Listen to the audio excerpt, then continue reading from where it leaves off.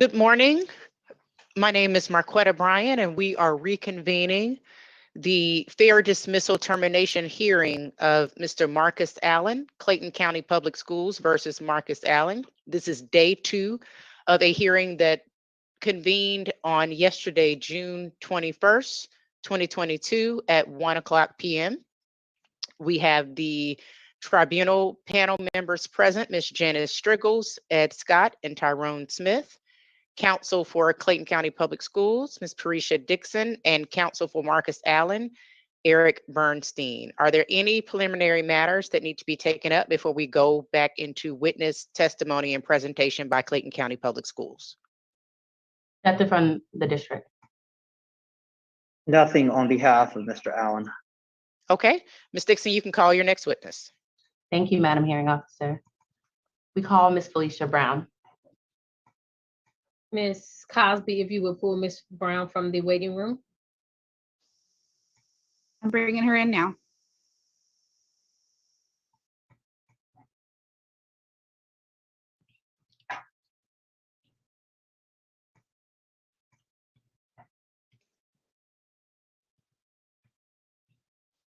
Good morning, Ms. Brown. How are you? Good morning. I'm well. Thank you. Good morning. My name is Marquetta Bryan. I'm the hearing officer, and our court reporter, Ms. Johnston, is going to swear you in. Ms. Brown, if you would raise your right hand for me, please, ma'am. Thank you. Do you solemnly swear and affirm the testimony you will provide in this matter today will be the truth, the whole truth, and nothing but the truth, so help you God? Yes, I do. Okay, thank you. And Ms. Brown, can you state your full name for the record? Yes, Felicia M. Brown. Okay, Ms. Dixon, you may proceed. Thank you. Good morning, Ms. Brown. Good morning. May you please state for the record your position title with Clayton County Public Schools? Yes, I am the principal of Jonesboro High School. How long have you been the principal at Jonesboro? 9 years. And are you familiar with employee Mr. Marcus Allen? Yes, I am. May you please tell the board what roles Mr. Allen was employed in while he was at Jonesboro High School? Mr. Allen is a teacher and a coach. And was that the case in August 30th, 2021? Yes, it was. Are you familiar with the student that's involved in the allegations against Mr. Allen? Yes, I am. On August in 2021, what grade was that student in? August of 2021, 11th grade. In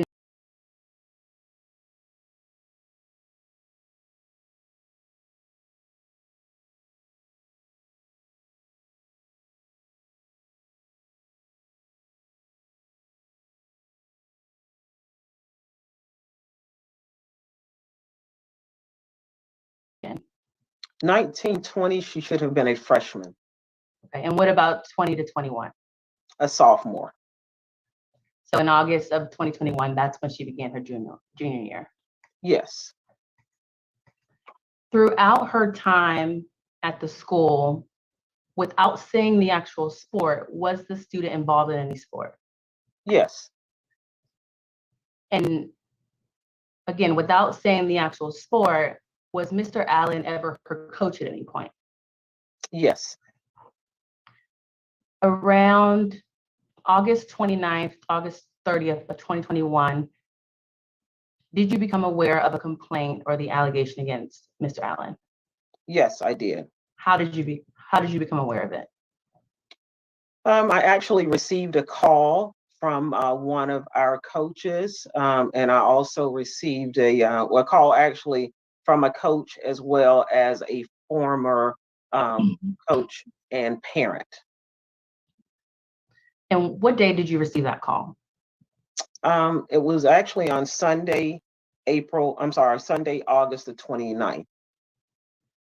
And after you received that call, what happened?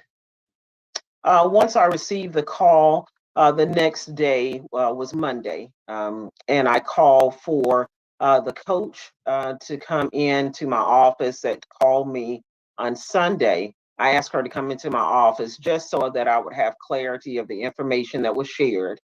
Once I spoke with the coach, I then called for the student's friend and then the student to come to my office. After the coach spoke with me, I asked her to write a statement, and we did the same for the former teacher and parent. Did you ever, well, what did you do next? After that, after speaking with the student's friend, I asked her to write a statement as well. And then I spoke with the student, and the student she actually wrote a statement as well as to what the current situation was. And just to clarify for the panel members, without saying what the actual teacher and coach said to you, how were they involved with the student?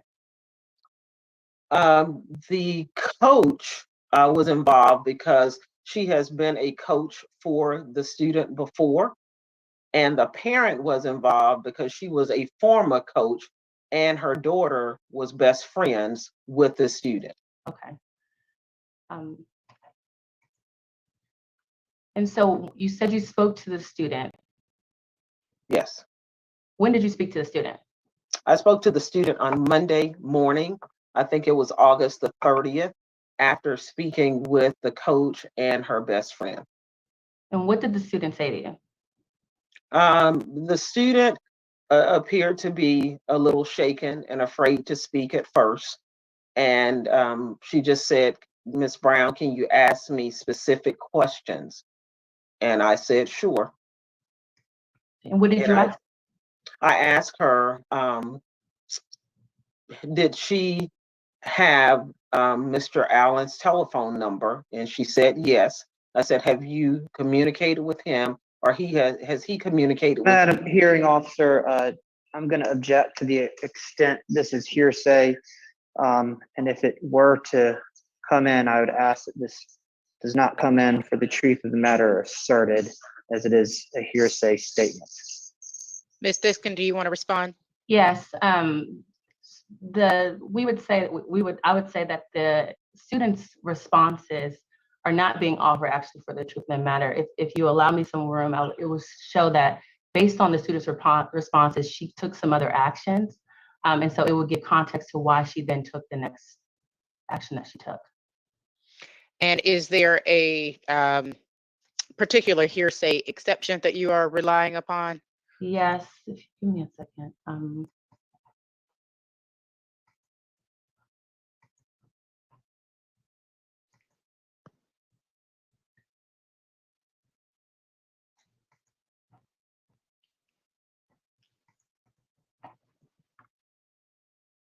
So 8031 would be the prejudice impression.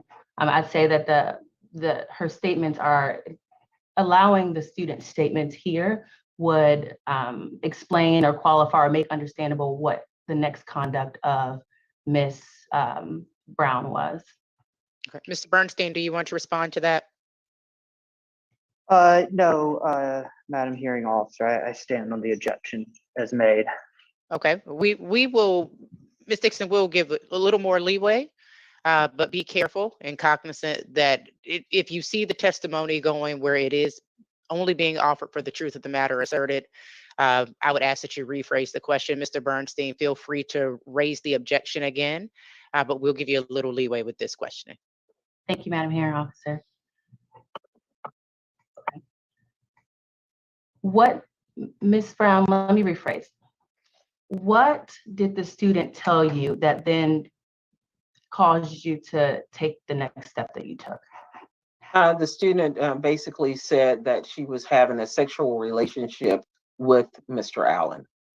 And based on that information that she gave you, what did you do next? I immediately called my area superintendent.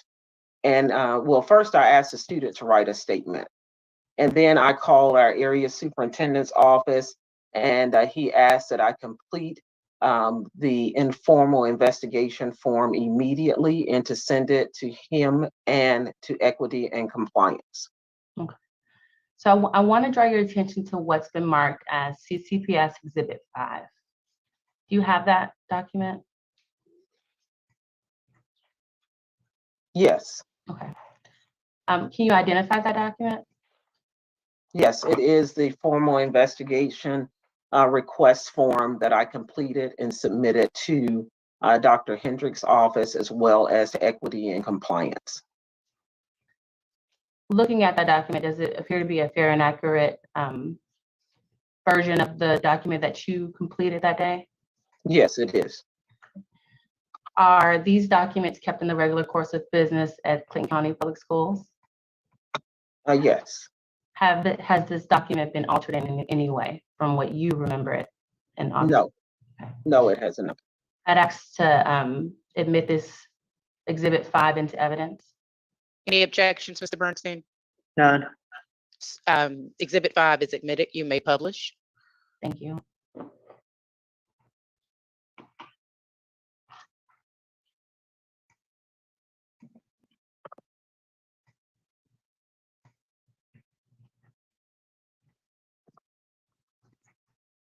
Can you see that, Ms. Brown? Yes, I can. What you have listed here under incident information, where did you get that information from? It came directly from the student. Okay. And is that typical? Yes.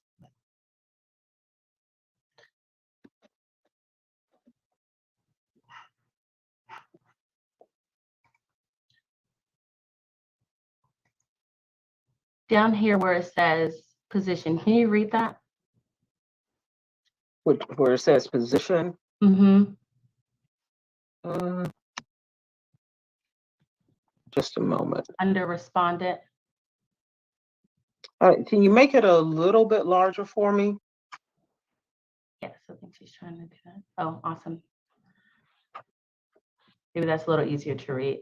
If you scroll down to where it says respondent, there's a section that says position. Position, mathematics teacher and coach for Jonesboro High School. Okay. That says football coach, right? Yes, football coach. And to be clear, he was Mr. Allen only a football coach? No, he was football and basketball. Thank you. No more questions about this document.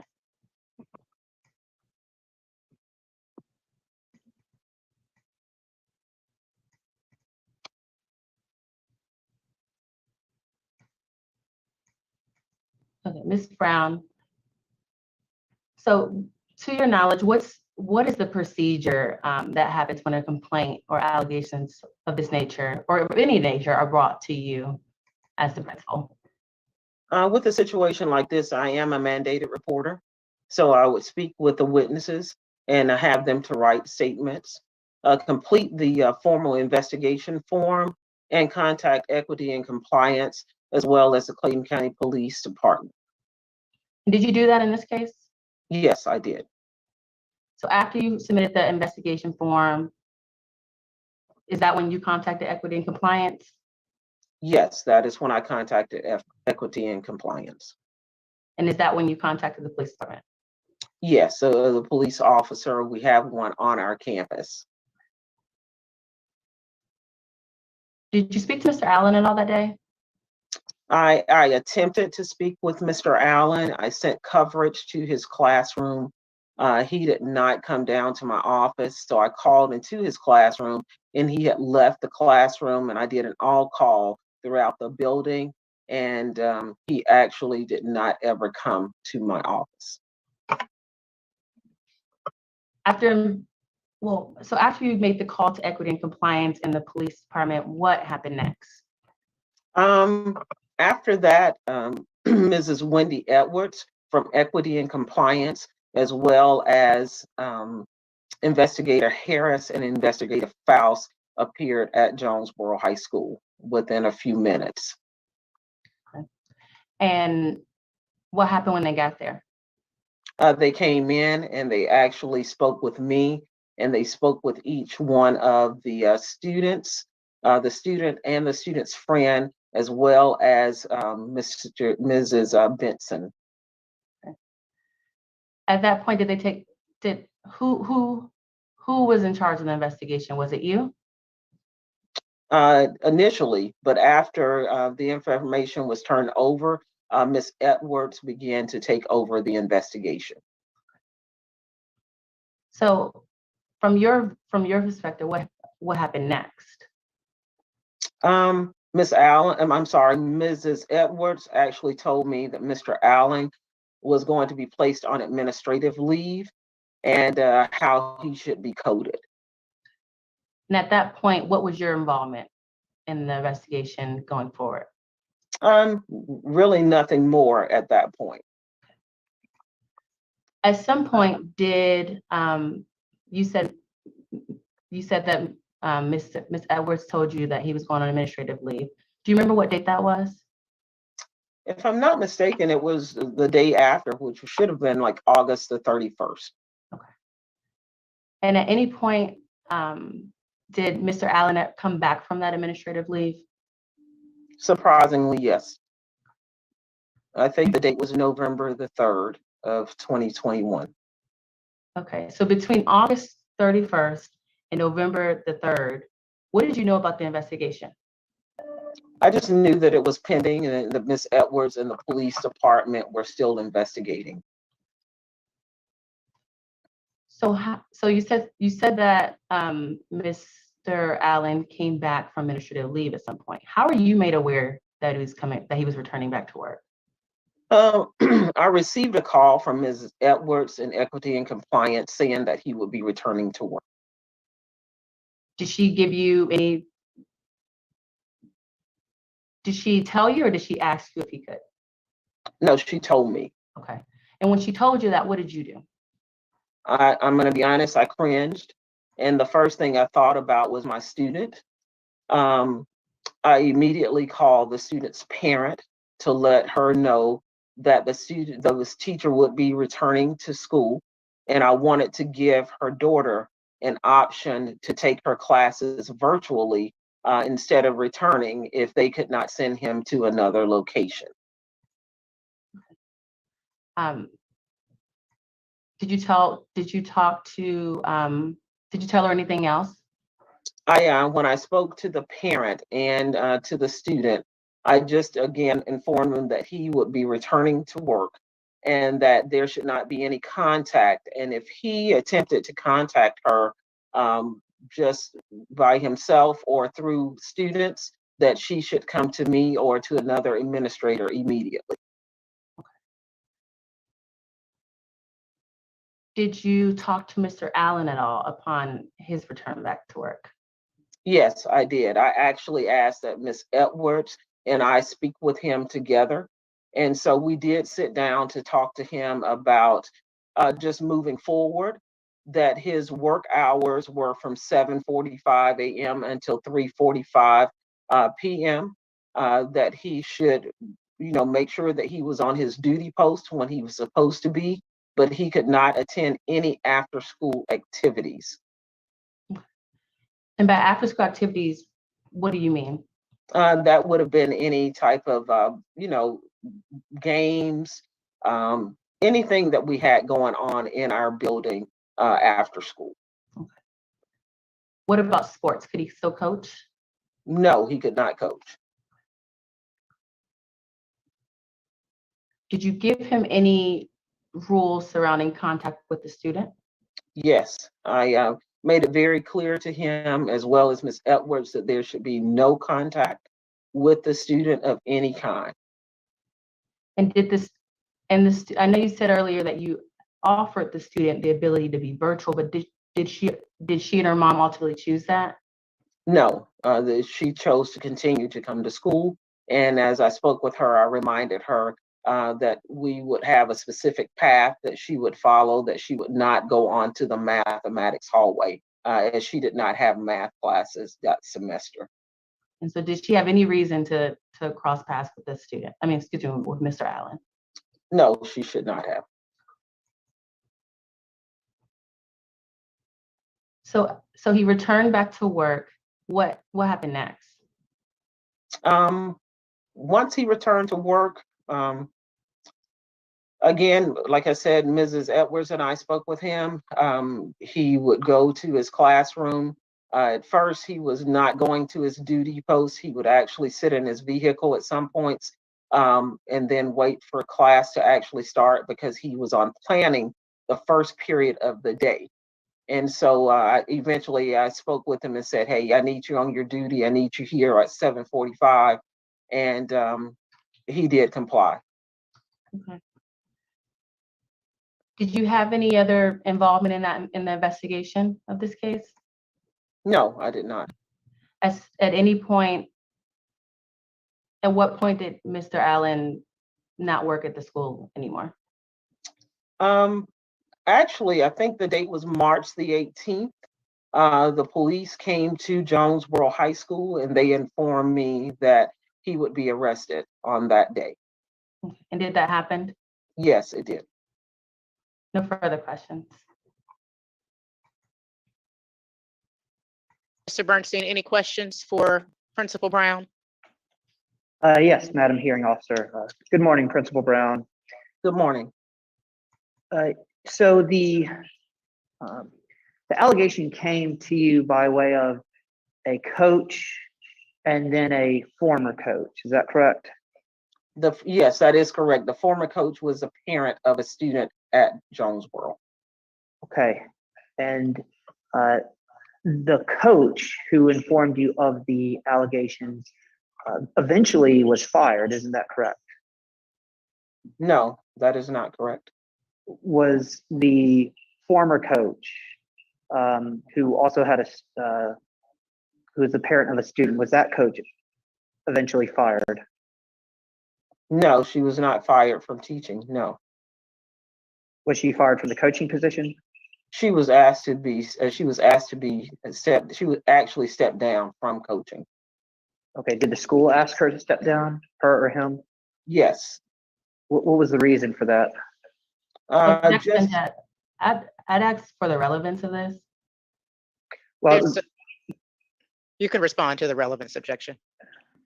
Mr. Allen ended up taking over that coach's position. So there's some sort of nexus there. And I want to know why that coach was asked to be relieved of his or her duties.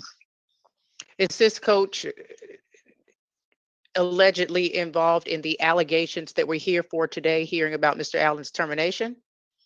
Or are we just speaking about him taking over a position and working in that position?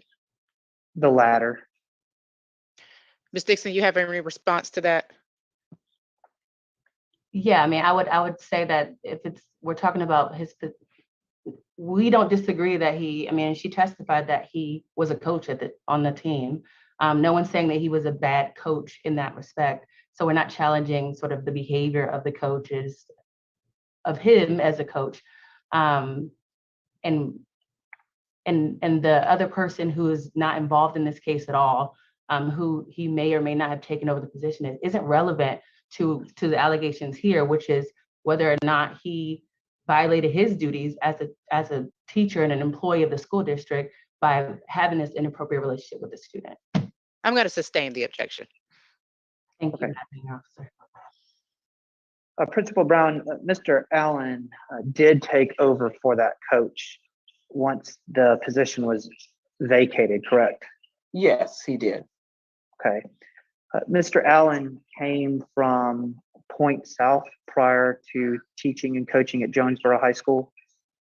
Yes. And there had been no allegations of this sort or any negative allegations that came along with him when he came to Jonesboro. Is that correct? That is correct, not to my knowledge.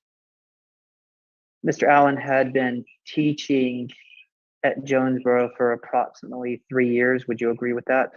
Yes. So when these allegations were alleged, he was placed on administrative leave the next day. I think that's what you testified to, right? Yes.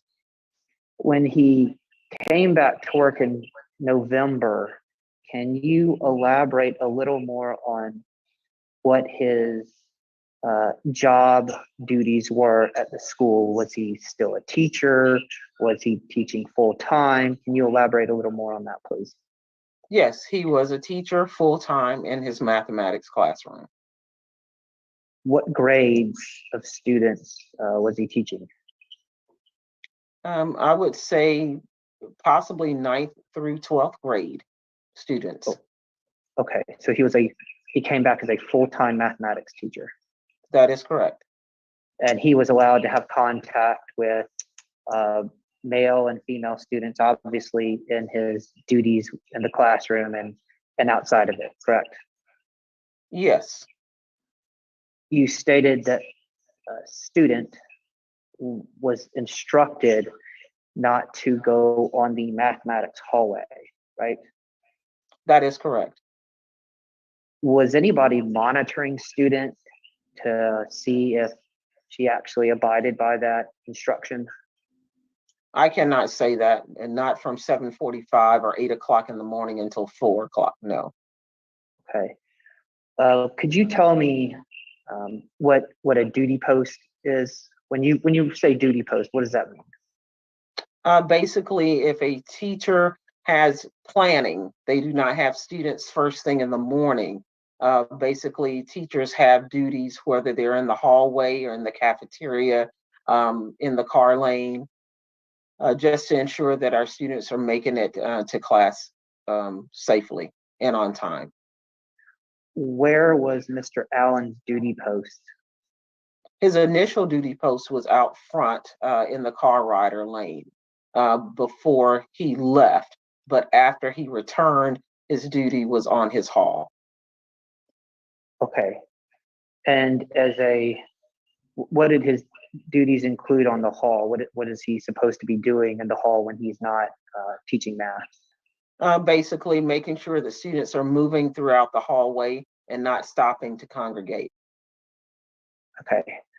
So other than not having contact with students and not being allowed to participate in after school activities, Mr. Allen's job title was the same as it was before, and his duties and responsibilities were unlimited in the manner in which he was employed before.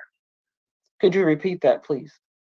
His duties and his responsibilities in school were the same as they were before, other than he could not have contact with students and no after school participation. That is correct. Okay. The decision to allow Mr. Allen back into the school, was that yours or was that Ms. Edwards? It was Mrs. Edwards and the equity and compliance team. Okay, so you did not participate in that. No, I did not. Was the superintendent made aware of that, or did he or she have any role in that decision?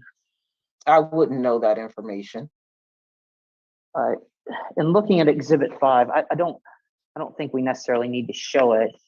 Although if you need to refresh your recollection with it, let me know. But just to verify, student told you that the date and time of the incident location was at December 15th, 2020 at approximately 9:30 p.m. Is that correct? December of 2020, when you said 9:30? Yes, 9:30 p.m. Yes, I think that is the information that she shared with me. Okay. Now, at some point in the, I'll say February of 2021, Mr. Allen was offered a one-year contract extension. Is that correct? I'm sorry. In February of 2021, Mr. Allen was offered a contract extension, a one-year contract extension. Yes, that Is is that when correct? that's when employees receive their contracts, is in February. Yes. Okay. So the school decided to to offer him a one-year contract extension, and he signed that on March 9th of 2021, correct? Correct. Whose decision was it to offer him the contract extension? Clayton County Public Schools. That would have been through our HR department. Okay, so is that a committee of people that get together to decide who gets a contract extension and who doesn't? I am not sure. Okay. Are you involved in that decision at all? No.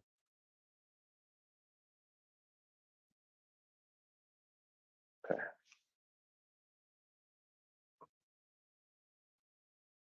If you could give me one moment, please. Had Mr. Allen ever been disciplined by the school for violating the code of conduct prior to his administrative leave in August of 2021? No, he had not. And does every teacher automatically get that one-year contract extension, or is that a decision that HR has to make on a case-by-case basis? It is case by case. Do you know if there were any teachers that did not get offered a contract extension in Objection. February of 2021? I'm gonna. There's an objection, Mr. Bernstein. Yes.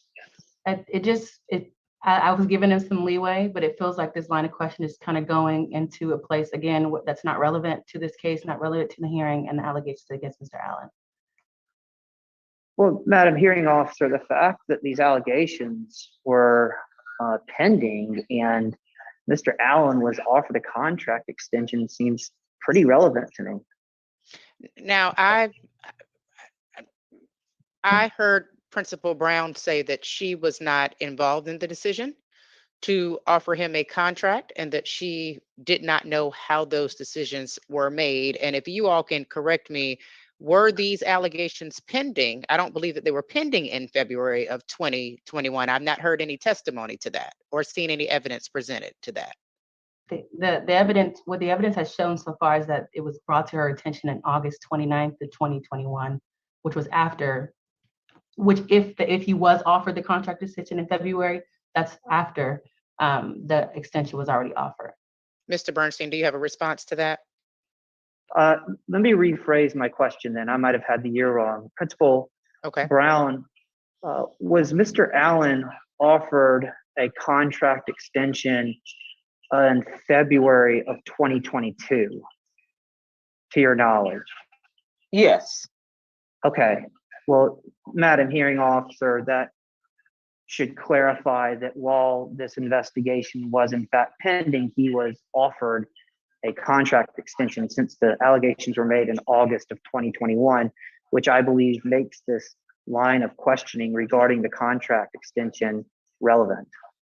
The questioning was on 2021. You can proceed with the questioning on 2022. And if Ms. Dixon has an objection to that, she can continue to raise it.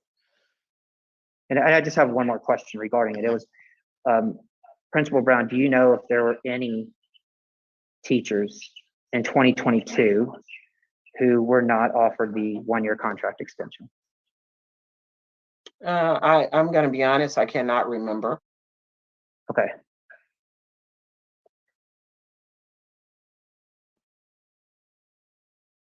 And Principal Brown, do you know if student has made allegations of this nature before against any faculty, any other students? No, not to my knowledge. It has not come to my attention.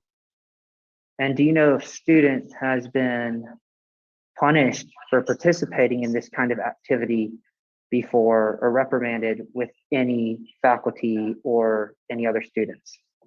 Not to my recollection. Okay, I have no more questions. Thank you. Any redirect, Ms. Dixon? Yes, Madam Hearing Officer. Thank you. Ms. Brown, when were you given a choice in what Mr. Allen's job title would be when you were told he had to return? No, no choice at all. Were you given a choice in what his job duties would be when you were told that he had to return? No. Okay.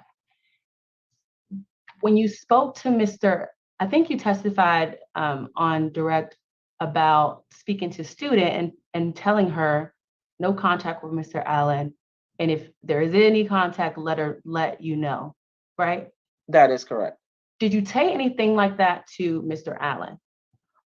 I said to Mr. Allen that he should not have any contact with her and that she should not have any contact with him.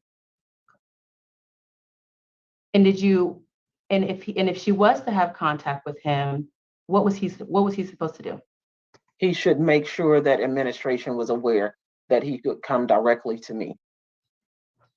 He was allowed to work between the hours of 7:45 and 3:45. That's what you testified to, right? That is correct. During that time, and is that when school was in session? The students come in at 8 a.m. The teachers have to be there by 7:45. And then teachers leave, students, I'm sorry, leave at 3:15 and teachers could leave at 3:45. Okay.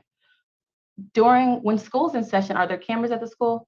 Yes, there are cameras. Was administration made aware of these allegations? Aside from you, was other administration made of these allegations? Of the situation that brought us here today. Right.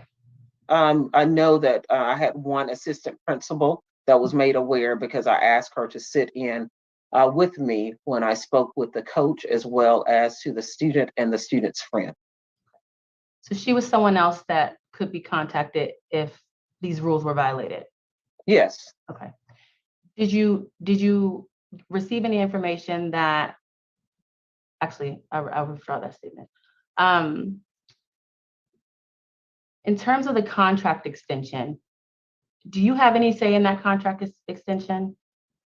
No, I do not have any say as far as, teachers receiving a contract unless there has been some information that has been shared with me otherwise. And are you familiar with the Fair Dismissal Act at all? I know a little about it. I cannot say that I can speak to it. Okay, no worries.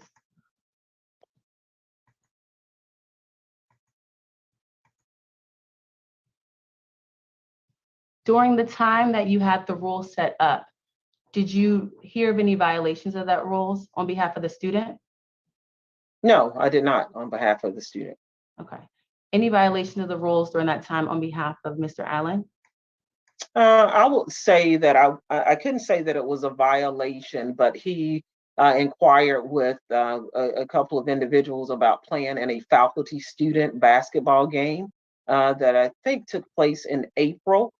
And so I called the student's parents to ask if the student would be in attendance at the basketball game, and the parents said no.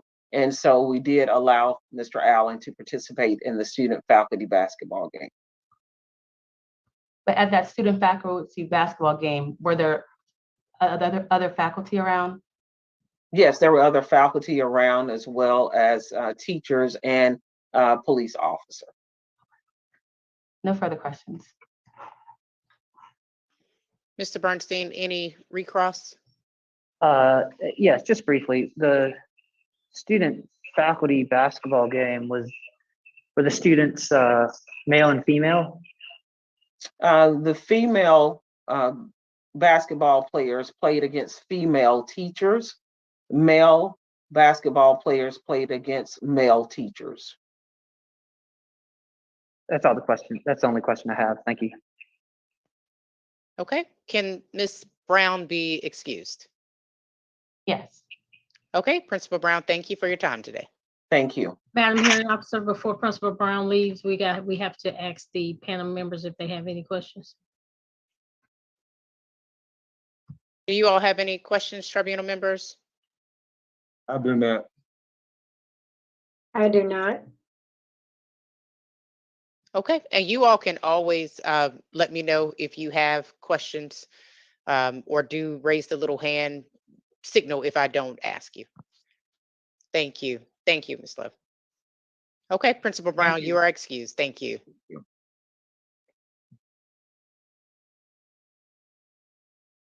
Okay, Ms. Dixon, do you have another witness for Clayton County Public Schools? Yes, we will call Ms. Wendy Edwards. Okay, Ms. Cosby, if you let Ms. Edwards out of the waiting room. Yes, I will.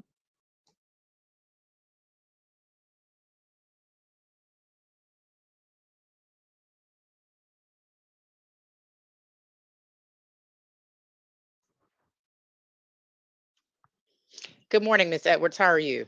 I'm great. How are you? I'm doing well, thank you. My name is Marquetta Bryant. I'm the hearing officer for today, and our court reporter, Ms. Johnston, is going to swear you in. Okay. Ms. Edwards, if you'd raise your right hand for me, please, ma'am. Thank you. Do you solemnly swear and affirm the testimony you will provide in this matter today will be the truth, the whole truth, and nothing but the truth, so help you God? Yes. Okay, thank you. Thank you. Ms. Edwards, can you please state your full name for the record? Wendy Edwards. Okay, Ms. Dixon, you may proceed. Thank you, Madam Hearing Officer. Ms. Edwards, good morning. Good morning. May you please state your position title with Clayton County Public Schools? My title is Personnel Review Officer with Clayton County. And as a personnel review officer, can you please explain what their job duties entail? My major responsibility is to investigate any allegations of employee wrongdoing. Just speaking generally, if you will, when a case is referred to you, first of all, how is a case referred to you? They come through, any allegations come to my supervisor and whichever investigator out of 4 that are available, we are assigned randomly to those cases. And generally, when a case is referred to you, what's the standard sort of procedure that you guys follow? We will contact the school to gather any statements, gather all the factual information that is available. At that point, depending on the severity, we will visit the school immediately to begin interviews. And I retract that. What is the goal sort of your investigation once you step in? To determine the validity of the allegation, to determine if it's factual, if something happened, was there a violation of district policy or law or standards. Is termination the only reprimand that can happen once you go in and investigate the case? No, we follow the steps of discipline. If that's the case, termination is of course, the ultimate recommendation. What we do go for sometimes a written reprimand, a suspension, or maybe a demotion, but nothing. But termination is also an option.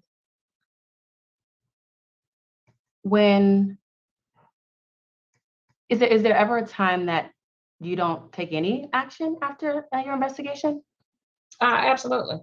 If it's deemed to be non-founded, if there's, the allegation is not true, or, there's no evidence that supports it, or, that it doesn't require disciplinary action. Sometimes it requires a conversation to remind to follow the policies. So is it safe to say that when you step into a case, the outcome can go any way? Absolutely.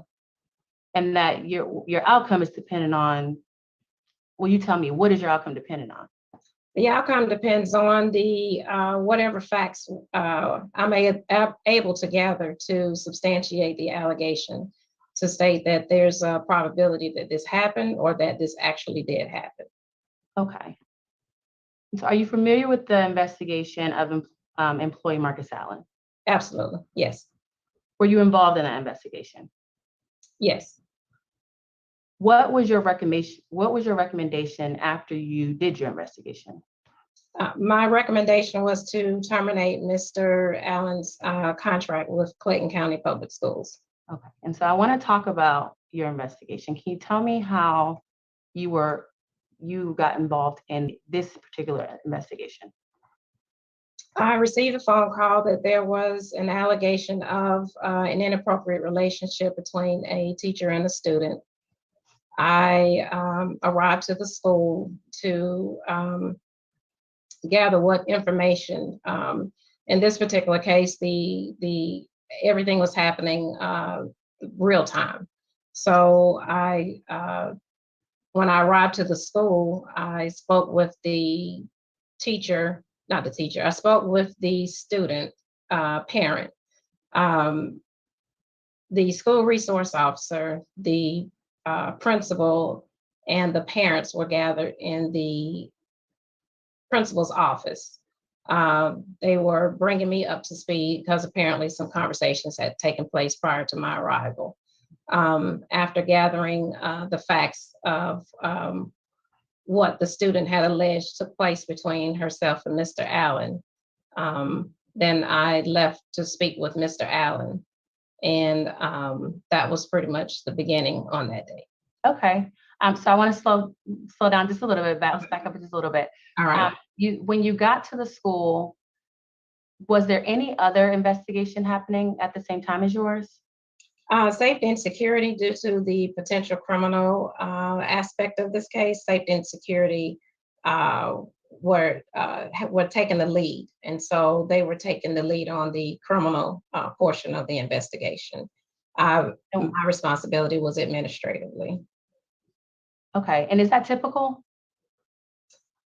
If there's some criminal violations involved, yes. Okay, so when you say safety and security, just for the record, are you referring to the police department? Yes, safety and security is our school police.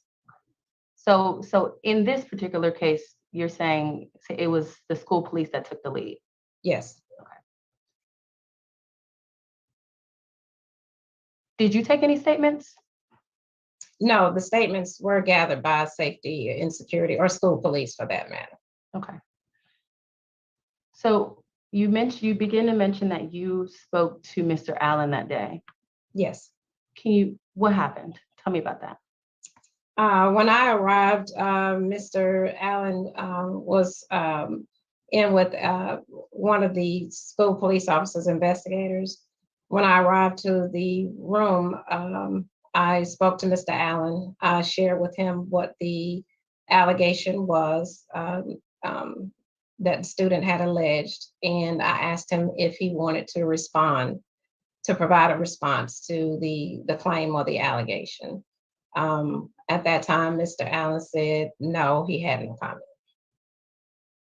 Did he say exactly those words? No, I have no comment. He may have said no comment. That I believe he said no comment. Yeah. No. Okay.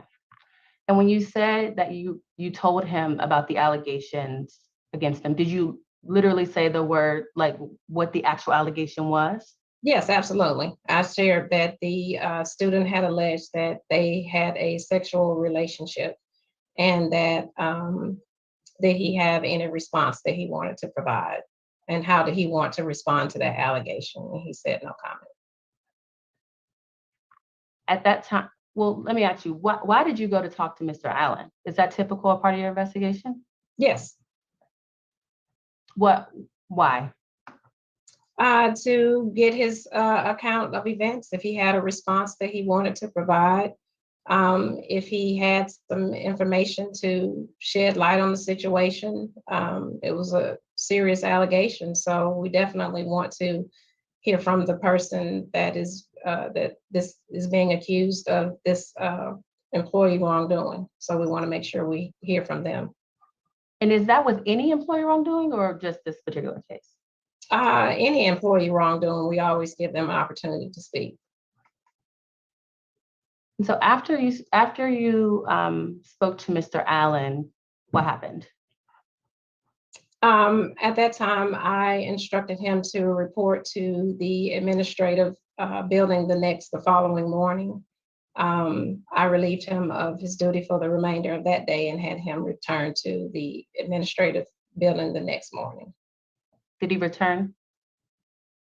He eventually showed up, yes. When you say he eventually showed up, what do you mean? I believe he was supposed to be here at 9 a.m. and I think it was maybe 10:30 or 11 before he actually showed up to the building. Did he tell you why? He said that he was getting legal counsel, and so that was okay. Okay. When he showed up, what happened? I spoke with him again. I shared with him again the allegation of what we had learned or what we were being told. I told him at this moment that he wanted to offer anything else. He still had nothing to offer. At that time, I placed him on paid administrative leave pending the outcome of the investigation. And when you say pending the outcome of the investigation, whose investigation? Safety and Security's investigation, as well as Equity and Compliance, my department's, my investigation. What was your understanding about Safety and Security's investigation at that time? At that time, I believe they were taking the student to get a forensic interview. They were beginning to try to gather factual information to see if this, allegation was actually true, as shared to me by the Safety and Security investigator. So where did that leave the administrative investigation? We were pretty much on hold, on standby, until Safety and Security had an opportunity to complete their investigation. We didn't want to overstep our boundaries, so we wanted to allow them the opportunity to complete their investigation, and then we would begin ours. Okay. Why did you? I'll withdraw that. At some point, Mr. Allen came back to the school from administrative leave. Is that right? Yes.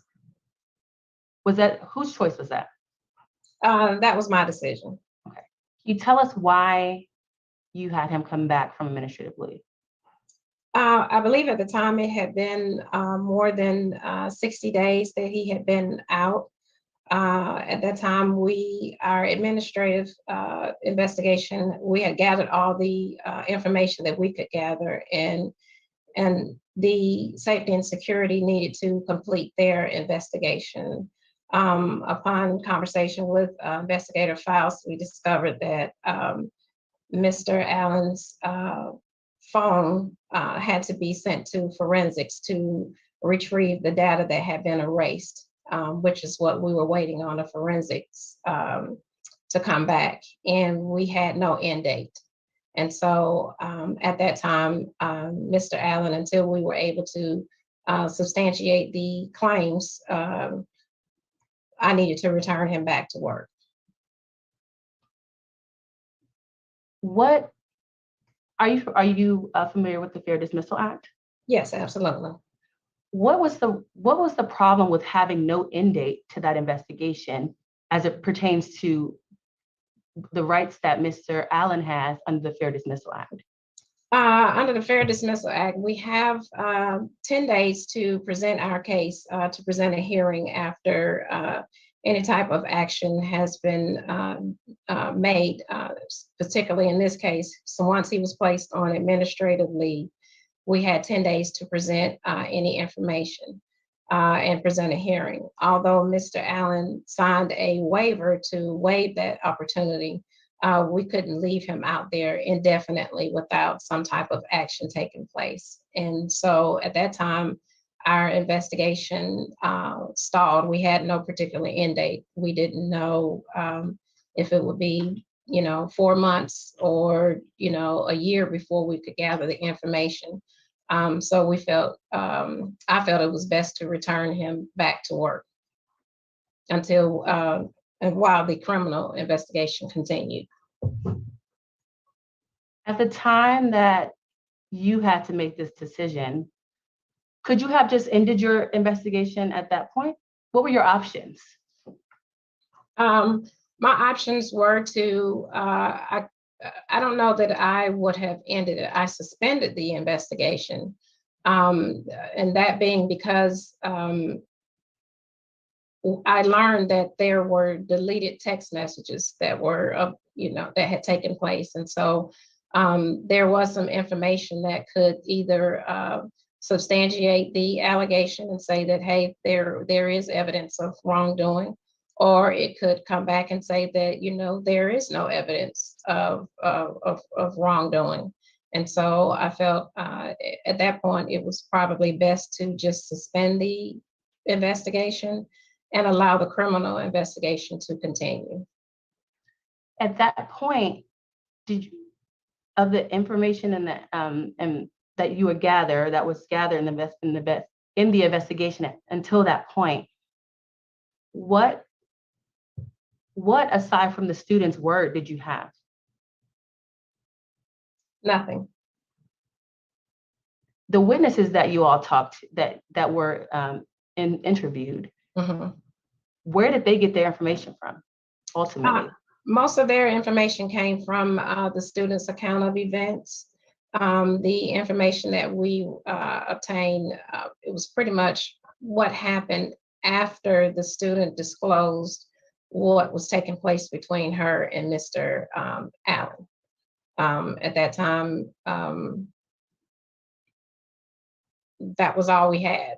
So we really needed the forensics. I had no information from Mr. Allen to counter what the student had reported. You said I couldn't leave him out there with no end date. Why? I believe at some point the leaving him without any type of action is also saying it is an action at this point, because he's just suspended at some point.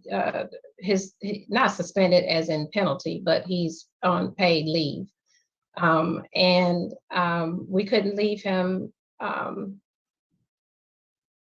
just not working. He needed to return back to work, if that makes sense. Okay. Did the district have any conversations? Were you a part of any conversation with Mr. Allen upon his return back to the work? Yes.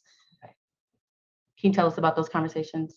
Sure. On the day that Mr. Allen was returned to work, we shared with him that the criminal portion of the investigation was still ongoing, that we had made the determination to return him to work so that he could resume teaching. We instructed him not to have any contact with the student in any sort, and that he was to report to work and to report home, to leave at the end of the school day. Do you remember the date he came back? The physical date? Yeah, or about the time. It was, I want to say in October. November. I think, no, it was November. It was November. Okay. So in November, he returned. At what point did you get information back from criminal? Did the forensics come back? It was To March. you. To Okay. me, it came back in March of 2022. And once you receive, well, let's say, how did the results of investigator Faust's criminal investigation affect your personnel investigation and subsequent recommendation to superintendent? Once I received that information that she would be obtaining a warrant subpoena, swearing out to a warrant for his arrest for the allegations of what the student reported. At that moment, once she was able to swear out to a warrant, then I recognized that there was enough information there to substantiate the student's allegations. And so at that moment, I requested, I made a recommendation to terminate his employee contract. Did she tell you anything about what she found in her criminal investigation? She disclosed that there were actual text messages between the student and the teacher of a sexual nature. There were text messages that where the teacher referred to the student in different. I'm gonna object to Ms. Edwards getting into the content of these text messages. That's fine. I'll actually, that's okay. Okay. Without saying what Investigator Faust told you the messages said, Okay. did she did she tell you the content of the text messages? Yes. Okay.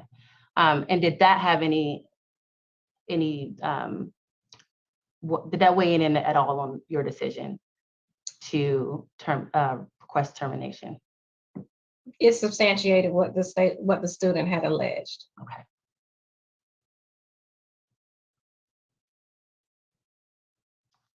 As a personnel review officer, are you familiar with the board's policies?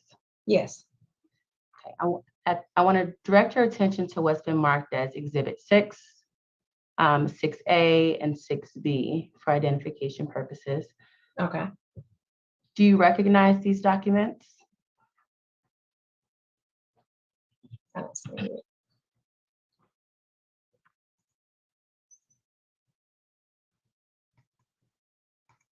Do you have, oh, I'm sorry. Do you have these documents? We can't publish them until they've been admitted, but do you have these documents? I can, I have a paper, I can grab a paper copy. Yes. Okay. Yes. Ms. Edwards, do you have them that you can refer to them while Ms. Dixon is questioning you? Yeah, it's our board policy, GBU. Yes. Yes. Mhm. I have it. And the code of ethics. I'm happy to send them over and CC Attorney Bernstein if that will be helpful. Madam Hearing Officer, Ms. Edwards, I think they were emailed to you to tell you that That these would be attachments used. that you will testify to. Okay, let me pull them So up. if you pull that up, you should be able to Yep. see. And they should be labeled for you so Yes. that when Ms. Dixon is talking to you and she's referring to the exhibit numbers, we can make sure that you're looking at the same thing that she's discussing.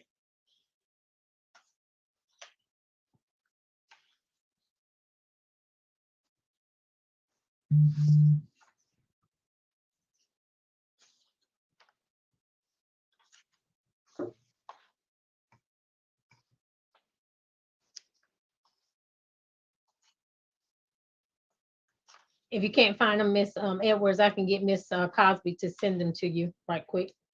All right. Ms. Cosby, if you would send her, Ms. Dixon, would you let her know which one she needs again? Yes. Exhibit 6, 6A, and 6B. 6A and 6B. I will send those to her now. Okay. Okay.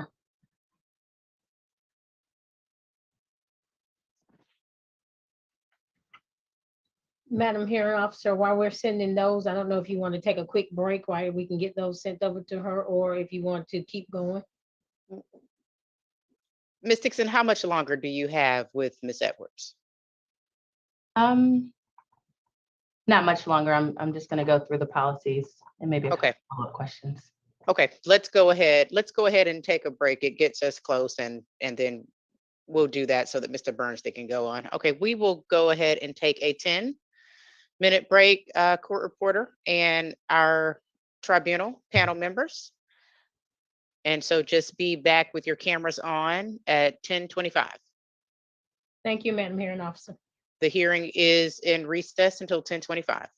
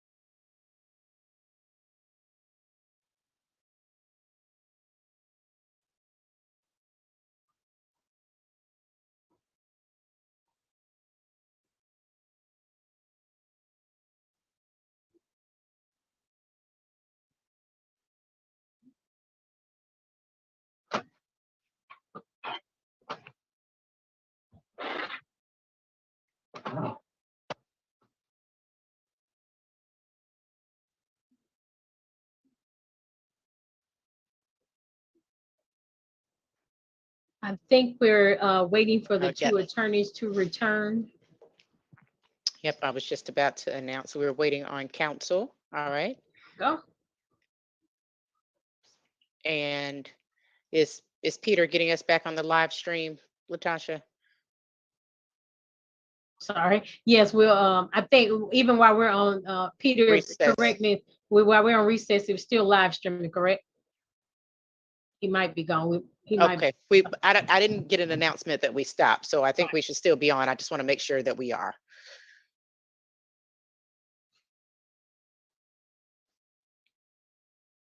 Can check on that, Latasha. Okay, thank you so much. Okay, I believe we have everybody back, and we are back from recess, and we will resume with Ms. Dixon's questioning of Ms. Wendy Edwards, her direct. Thank you, Madam Hearing Officer. Ms. Edwards, do you have a copy of what's been marked as Exhibit 6, 6A, and 6B? Yes, Do you recognize the document that's been marked as Exhibit 6? yes. Can you identify this document? That's the employee handbook. Is it the employee handbook that's associated with Clayton County Public Schools for the 21 and 20 through 22 school year? Yes, Has it to your, can you recognize any alterations at all? none. Okay. Do you recognize the document that's been marked as 6A? Yes, Can you identify this document? that's the code of ethics for educators. Do you have, can you do the same for what's marked as 6B? Can you recognize it? Yes, that's Clayton County Public School Board Policy, GBU, professional personal ethics. Looking at Exhibit 6, 6A, and 6B, do they all appear to be true and accurate copies of the respective policies for the county? Yes. Mhm. Looking at Exhibit 6, 6A, and 6B, do you see any alterations in any way to these policies?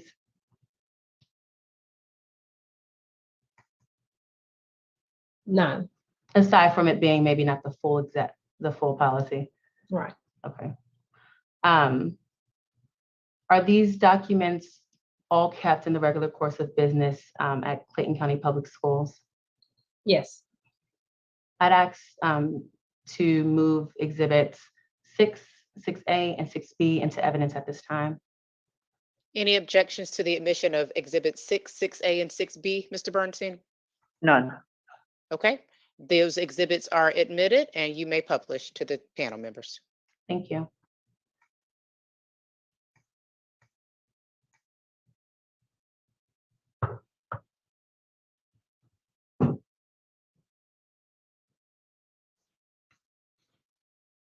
Edwards, can you see that exhibit? Yes. I want to direct your attention to page 29 of Exhibit 6.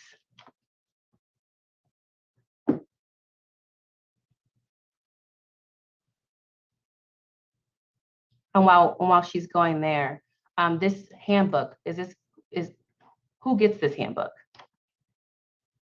All the employees employed with Clayton County Public Schools. It's published on our website. Okay. So page 29 of Exhibit 6 under Standards of Conduct. Can you read this first paragraph here? Sure. Employees are expected to become familiar with Clayton County Schools rules and standards of the Code of Ethics for Educators, published by the Georgia Professional Standards Commission, which defines the professional, unprofessional, and ethical behavior expected of educators in the state of Georgia. These codes are strictly enforced in the district. Thank you. I want to direct your attention now to what's marked and admitted as Exhibit 6A, the Code of Ethics. Now, this Code of Ethics says effective October 15, 2019. Was this the Code of Ethics that was in place at the time of the allegations in August of 2021? Yes. Okay. I want to direct your attention to standard 1, legal compliance. I believe it's on page 2.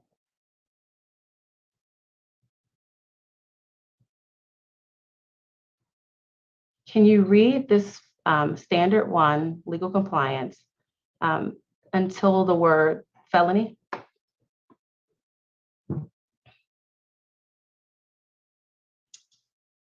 Yes, an educator shall abide by federal, state, and local laws and statutes. Unethical conduct includes, but is not limited to, the commission or conviction of a felony. Can you go down a little bit until it's after it says in that same paragraph, Okay. till where it says Title 16. Do you see that? Yes, you want me to start there? Yes. Can you read from there until the end of that code section, like until it says 6617? Title 16 or of any other sexual offense as provided for in Code Section 16-6-1 through 16-6-17. Actually, can you continue that sentence? Oh, okay. For the word 16 profession. Okay, no problem. 16-6-20, 16-6-22.2, or 16-12-100, or any other laws applicable to the profession. Thank you. Can under standard 2, conduct with students. Do you see that? Yes. Can you read what that first 2 sentences says up until limited to? An educator shall always maintain a professional relationship with all students, both in and outside of the classroom. Unethical conduct includes, but is not limited to. May you read number 3 for us? Number 3 states committing any sexual act with a student or soliciting such from a student. What about number 5? Soliciting, encouraging, or consummating an inappropriate written, verbal, electronic, or physical relationship with a student. And if I can direct your attention to standard 3 of this code, title honesty. Well, the section that's, okay, I'm sorry, standard 4. Okay, entitled honesty. Can you read that, the first 2 sentences up until omitting? Standard 4, honesty. An educator shall exemplify honesty and integrity in the course of professional practice. Unethical conduct includes, but is not limited to, falsifying, misrepresenting, or omitting. Can you read number 5? Omitting information submitted in the course of an official inquiry, investigation, and Number 6. information submitted in the course of professional practice. Can I direct your attention to standard 9, professional conduct?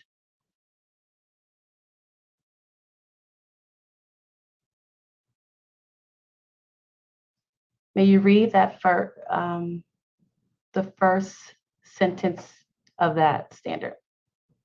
An educator shall demonstrate conduct that follows generally recognized professional standards and preserves the dignity and integrity of the education profession. May you just continue on with that paragraph? Unethical conduct includes, but is not limited to, a resignation that would equate to a breach of contract, any conduct that impairs or dismisses the certificate holder's ability to function professionally in his or her employment position, or behavior or conduct that is detrimental to the health, welfare, discipline, or morale of students, or morals of students. Thank you. I want to direct your attention at this and now to Exhibit 6B, if I can.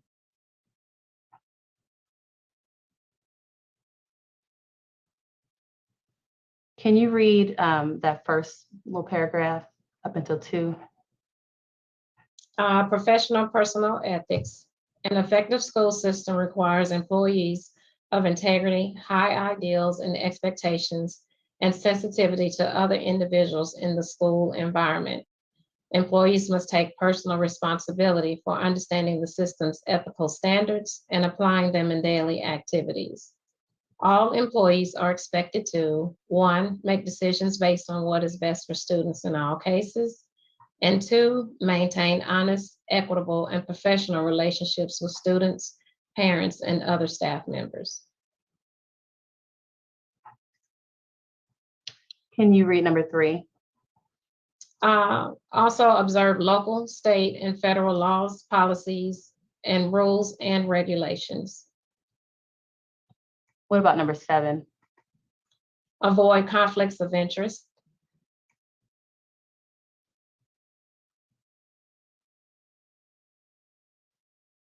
Okay, and lastly, number 12. Comply with appropriate professional ethical standards. Thank you. I'm done with that exhibit.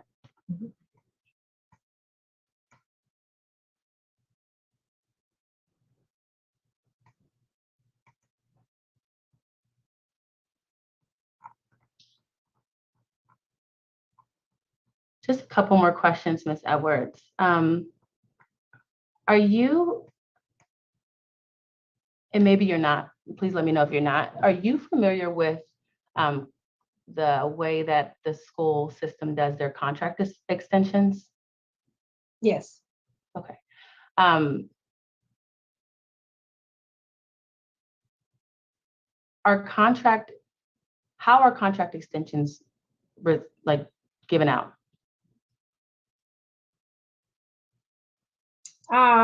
Actually, let me rephrase that question. Okay. Are you aware of whether Mr. Allen received the contract extension in February of 2022? Yes, he should Okay. have, yes. You said he should have? Mhm. Okay, why do you say that? At the time, there was no determination made on his case.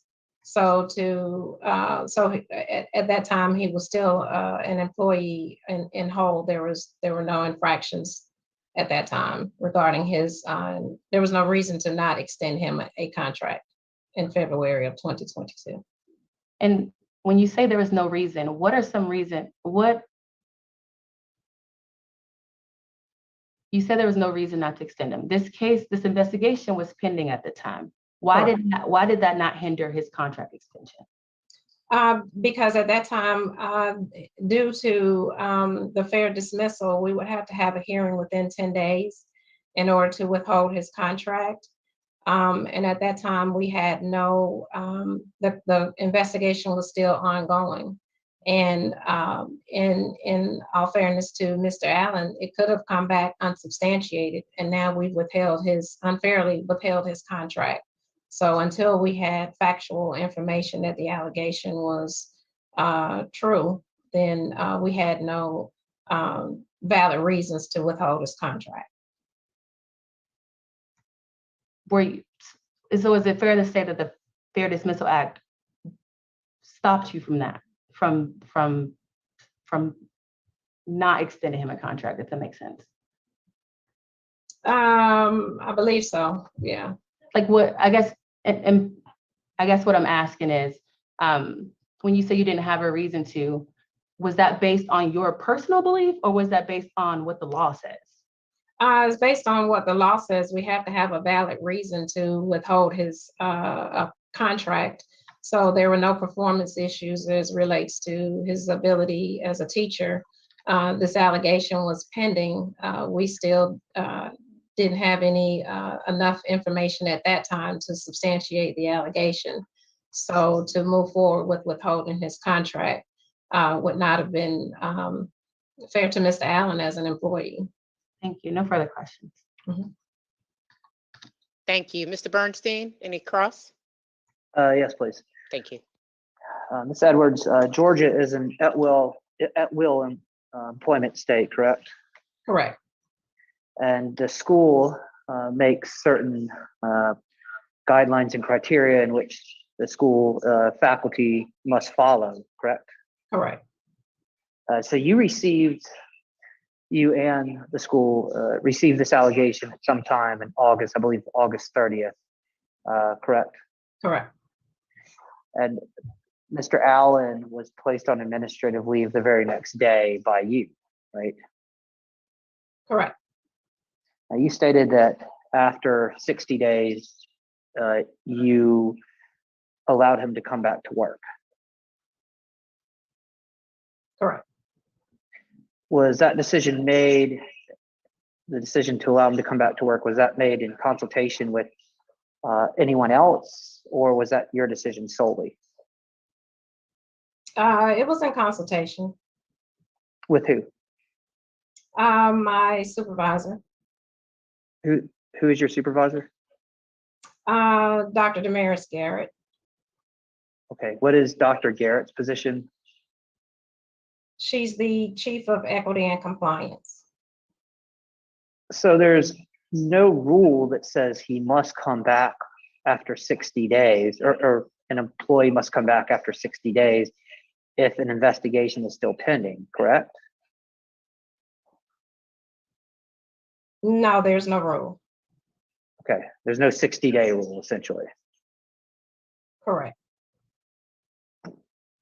So when Mr. Allen was allowed to come back, were you the one that assigned his responsibilities at the school, or was that Principal Brown?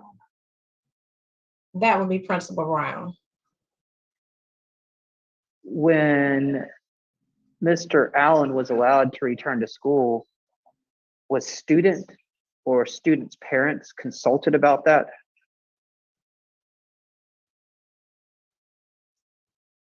No. Now, you stated that one of the reasons he was allowed to return, correct me if I'm wrong, is because the investigation was still pending and it had it essentially stalled at that point? Yes. Are you aware as to whether students' phone had been turned into safety and security or equity and compliance at the time that Mr. Allen was allowed to come back to school? As far as I know, the safety and security did obtain the student's phone. They were in possession of it. Okay, so when he was allowed to come back to school, you had student's phone plus student's allegation, right?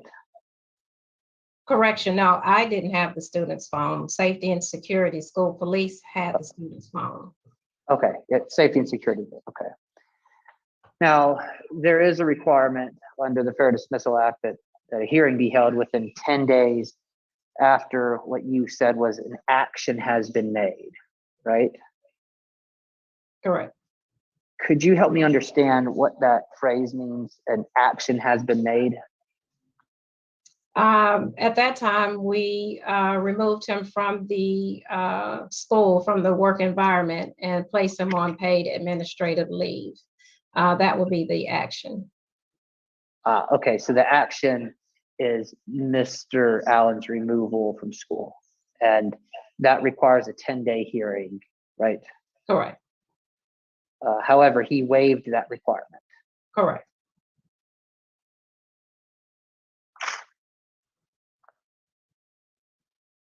You stated that it's your belief that the school was essentially required to offer him a contract extension in February of 2022? Yes. Okay. And did you consult with legal counsel in making that determination? I don't make the determination on whether to offer him a contract. There was no reason to withhold his contract based on the facts that are present. Who makes the determination? Who's ultimately responsible for deciding whether to offer a teacher a contract extension? It depends. It could be his supervisor if it's performance issues. In this case, that's who it was. And that would be who? Miss Brown, Miss Felicia Brown, the school principal. So your testimony is it was Brown's decision to offer him the contract extension.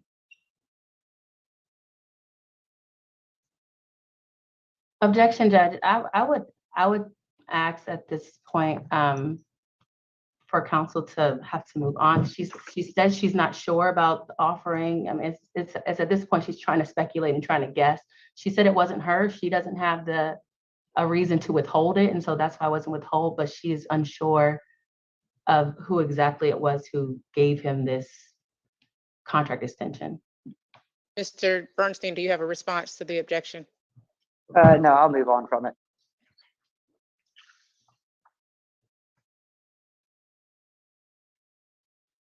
When did, if you could just remind me, when did Mr. Allen come back to school? It was in November, right? Correct. Okay. Did you have any involvement in the case after he came back from school? No, At some point, did you prepare an executive summary of everything that happened in the case? yes, And in preparing that executive summary, you spoke with Investigator Faust and any other officers from safety and security, right? just Investigator Faust. Okay. You were aware that witness statements were given, right? Correct. Do you know why certain witnesses had to rewrite their statements? No, Do you recall putting that in your report that certain witnesses had to rewrite their statements? yes. Do you know which witnesses those were? I only know that it was Miss Bailey. What's Miss? Can you tell me who Miss Bailey is, please? She is the assistant principal at Jonesboro. Okay. Just so we're clear, there was nothing preventing you from keeping Mr. Allen on leave indefinitely, right? Once he waived the 10-day hearing requirement. No, there was nothing preventing it. No.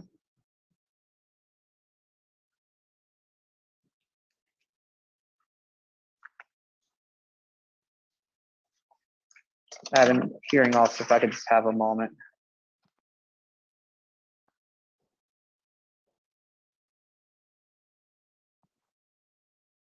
Can you tell me when this, do you know the date that the investigation was suspended? Not right offhand. I think it was in November when we returned Mr. Allen back to work. And you stated that you were part of the conversations with his return back to work. If you could just tell me who else was involved in that besides you, and I guess it would be Miss Brown. I'm not sure. Could you clarify your statement, your question? Well, you had testified that you were involved in part of the conversations with his return back to work. I'm just asking who else participated in those conversations. My supervisor, Oh, and that would be Dr. Can you repeat that, please? Dr. Damaris Garrett. Dr. Garrett. Okay. I don't have any other questions.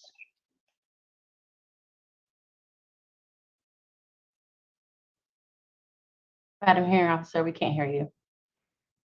Any redirect? Can you hear me? Yes, yes, Okay. yes, yes, please. Ms. Edwards, when you investigate all potential allegations against personnel, right? Correct. So, and that's not always, to be clear, that's not always something so big and maybe like this, like allegation of a teacher having a sexual relationship with a student. Correct. Would another example, or what would be other smaller examples of things you might investigate for a teacher? Against a teacher? It could be inappropriate conversations. It could be inappropriate, like undue force. It could be any violation of district policy is what we investigate. It could be a lot of things. Okay. When you have just a student's word, and not in this case, but in other cases, what are some things that could substantiate that student's word that you might look at? We may pull video footage to see if there was any, if they were even there in the proximity, or if there are other witnesses that could corroborate the allegation. Any factual data we could gather that would assist in either substantiating or unsubstantiating the claim. But typically, it's either other witnesses or any other data that we can pull to assist in that. And at times where you just have the student's word, the teacher pushed me, the teacher looked at me and rolled her eyes, the teacher, knocked this off a desk. At the time where you just have the student's word, what is your process in terms of determining what to do? We will look to see if there's any other way that we can substantiate the allegation. We will look to see if there's any video footage. We will look to see, exactly where this alleged incident took place. We would look into, any way that we can just verify if what was alleged is factual. And in times where you cannot verify, it's just the word, and just the word of one teacher versus the word of one student, what happens?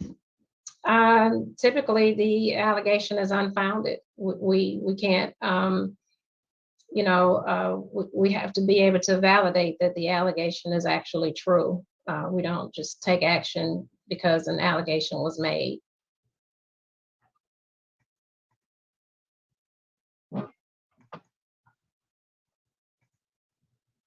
I want to actually direct your attention to CCPS Exhibit 7. Do you have that? No.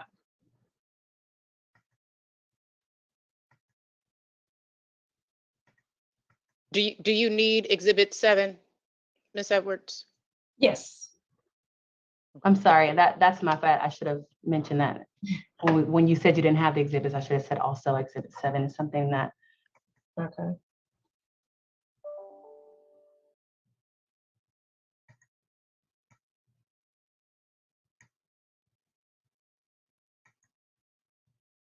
Has this exhibit been admitted? No.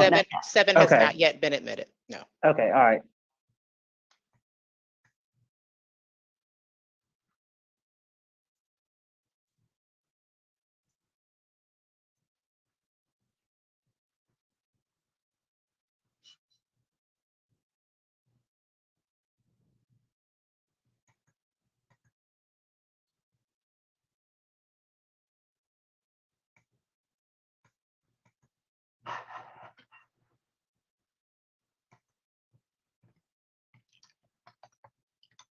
Just let me know when you have access to it.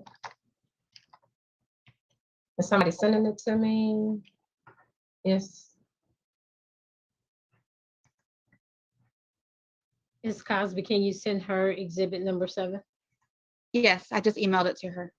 Okay. Oh, I just got it. Okay.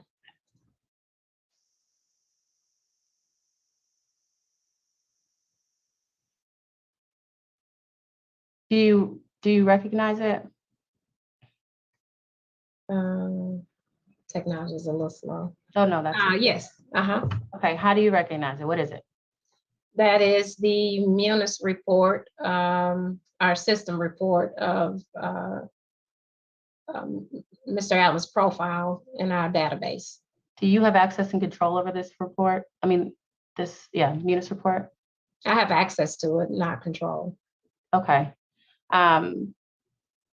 Is it a fair and accurate representation of the Munis report that you have access to in your system for Mr. Allen? Correct. At this time, I'll move to admit Exhibit 7. Any objections, Mr. Bernstein? There's not. Okay, Exhibit 7 is admitted. With no objections, you may publish. Thank you.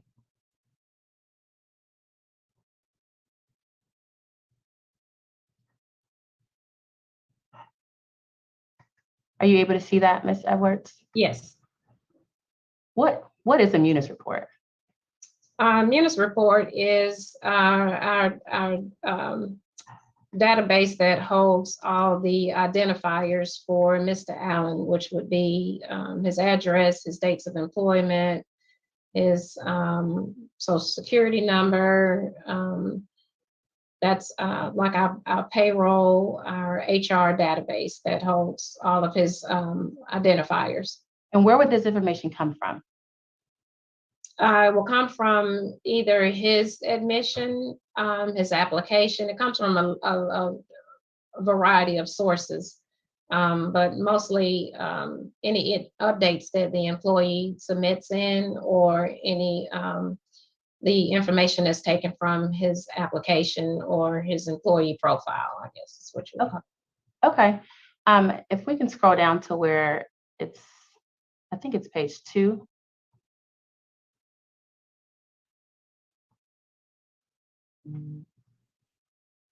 Maybe page 3.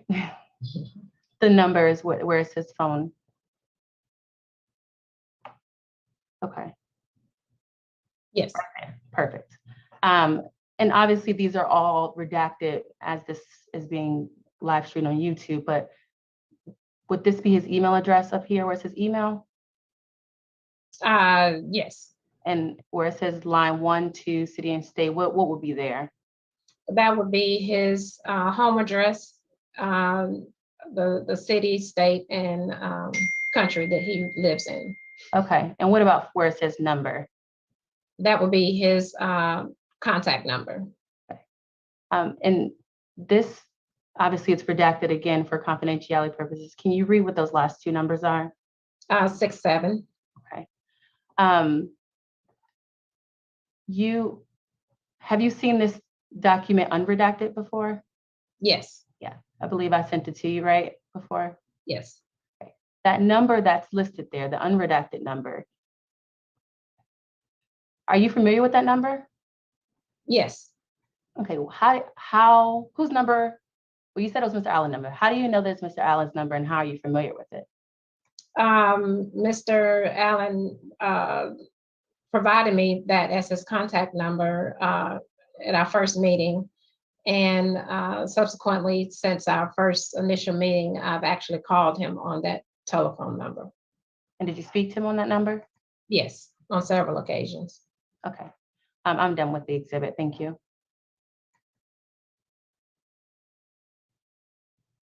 Just a couple more questions just to follow up on the cross that Attorney Bernstein did. The witnesses' statements. I believe on direct you said you didn't take any statements of the witnesses, and on redirect he asked you about the rewriting of the statements. Did you read all of the statements? I did. All of the statements from all of the witnesses, what was the source of their information? Either the student or their interaction with the student witness that the student cried out to. And without saying her name, what relationship did that other student witness have to the student? She was a friend. Okay. And the information from the student's friend that was given, where did that student friend get her information from? She got her information from the student. The student brought out to her. Another thing that on cross you were asked about indefinitely having Mr. Allen on leave. He said there was nothing preventing it, and you said, yeah. I mean, no, there was nothing preventing it. Right.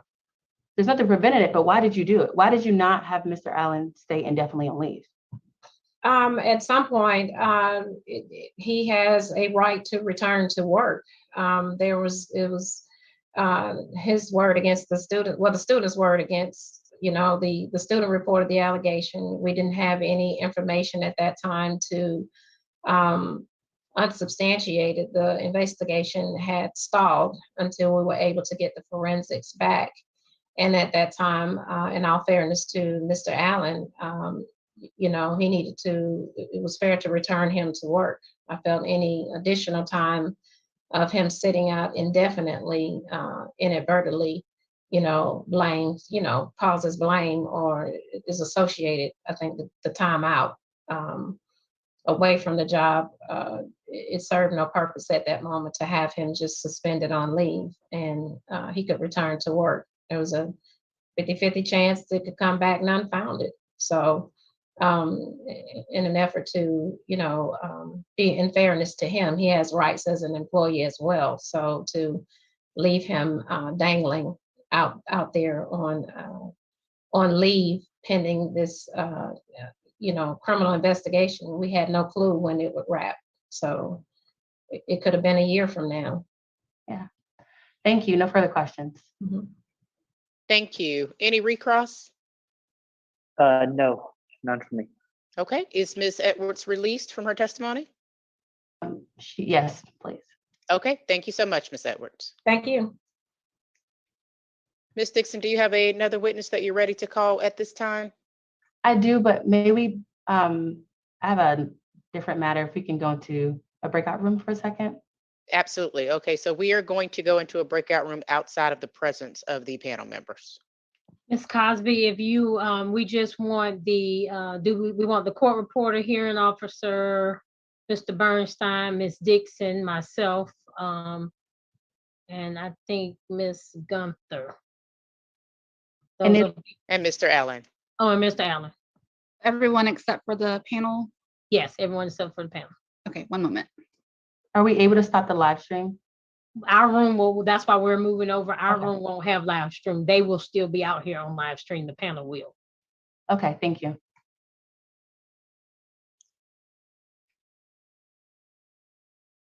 The court reporter as well, correct?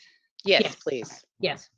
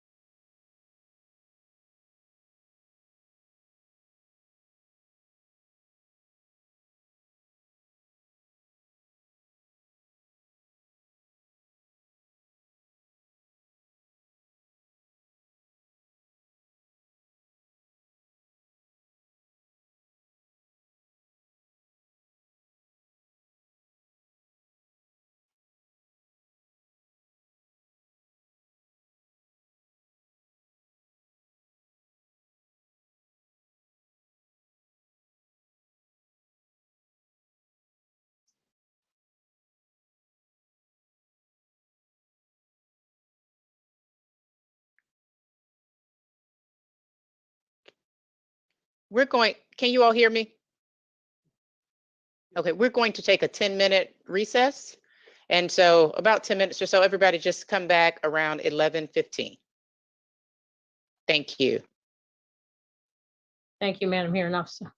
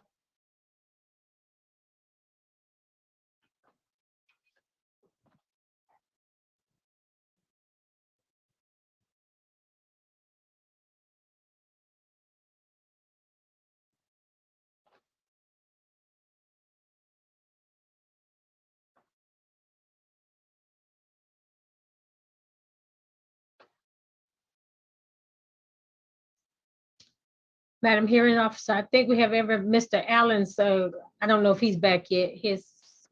Okay, there he is. I see him now. Ms. Dixon, are you ready to proceed? I'm sorry, yes, I'm ready. Mr. Bernstein? Yes. Okay, Ms. Dixon, do you have another witness that you are calling? I do. Investigator Danielle Faust. Ms. Cosby, if you bring Ms. Investigator Faust over from the waiting room. Yes, I will.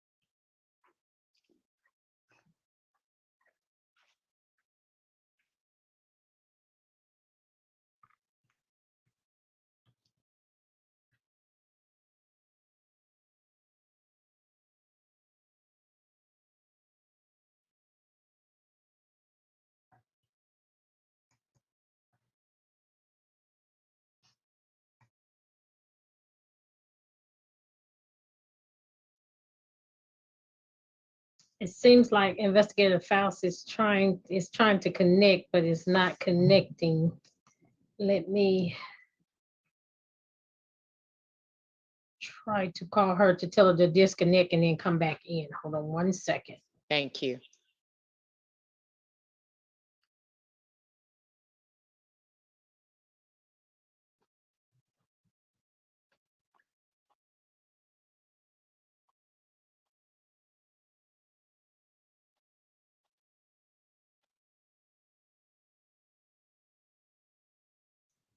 So I told her to go out and try to come back. Well, Looks like she might be connected. Investigator Faust, can you hear us? Yes, ma'am. Okay. I think we're just getting your camera on and perfect. We can see you. Good morning. How are you? I'm doing well, and you? I'm doing well, thank you. My name is Marquetta Bryan. I am the hearing officer for this matter, and we are going to get you sworn in by our court reporter. Investigator Faust, if you'd raise your right hand for me, please, ma'am. Thank you. Do you solemnly swear and affirm the testimony you will provide in this matter today will be the truth, the whole truth, and nothing but the truth, so help you God? Yes, ma'am. Thank you. Madam Hearing Officer, I just want to do clarification. Investigator Faust, you have two screens. You're looking at two separate screens, correct? Your Yes. camera's on one screen and the other one, so it looks like she's looking away. Right. But she's looking at the actual screen. Okay. Thank you. Thank you for that clarification. And we are being live streamed, so that just helps if anyone is watching to know why you're not facing in the same way that we are. Can you please state your full name for the record, Investigator Faust? Danielle Faust. Okay, thank you. Ms. Dixon, you may proceed. Thank you, Madam Hearing Officer. Investigator Faust, good morning. Good morning. Can you state your current position title with Clayton County Public Schools? Currently I'm a sergeant with the department. And did you get that promotion, I suppose, to sergeant since the investigation of this case? Yes, ma'am. I was promoted in April. Okay. How many years experience do you have in law enforcement and investigations? I started my law enforcement career in 2006. At my former agency, I left as an investigator. And I came to Clayton County School Police Department in 2013, where I started as an SRO. And then I was promoted to investigations in 2020, and then promoted again in 2022 as a sergeant. Okay. And can you explain to the board your duties currently as a sergeant police officer with the district? As a sergeant with Clayton County Public School, my job is I'm responsible for a cluster of schools where SRO, school resource officers, they're assigned duties. When are you called to investigate a case within the district? Well, as an investigator, I'm called out when needed during teacher allegations, any crimes against a person or a child. That's when we're usually in some property crimes, we're called out as well. And if I can just talk sort of broadly to you for a minute, when you're called out to do an investigation, does your investigation always end in a warrant? It does not. Okay. What is your typical investigative process? Well, one of the first things we do as an investigator, our job and duty is to really collect the facts and try to come up with a disposition. When collecting the facts, we gather statements, we meet with victims, we meet with alleged offenders, we meet with the witnesses, we try to gather videos if it's available. We're just basically gathering the facts for a case. And when you gather the facts, I know you said that it's not always ending in a warrant. What are some other outcomes that can happen when you come in to investigate a case? Well, with the dispositions, it can go into an inactive state, which means that we have enough to say that a crime did occur, but we need a little bit more to be able to go further with warrants. A case can be unfounded, which means that there was no criminal elements. It can be cleared, ex-clear, which means that it was handled by another agency or handled within the department. So no criminal charges was placed on anyone.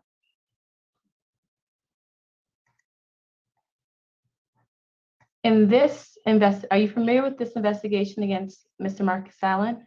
I am. I was the lead investigator. Okay. As the lead investigator, sort of what was your role?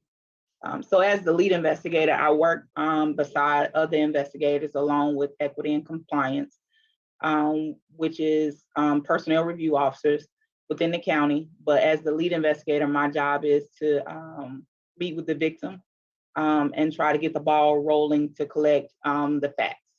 Now, there are other investigators that kind of help assist, but I'm the one who did the initial report and gathered majority of the facts for the case.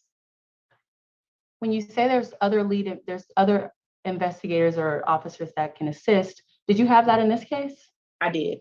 What other officers assisted you?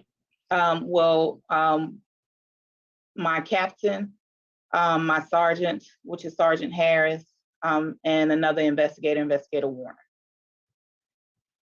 I want to talk to you about your actual investigation on this case. Yes, ma'am. You said that you as the lead investigator are the one who actually talks to the student. Did you do that here? I did.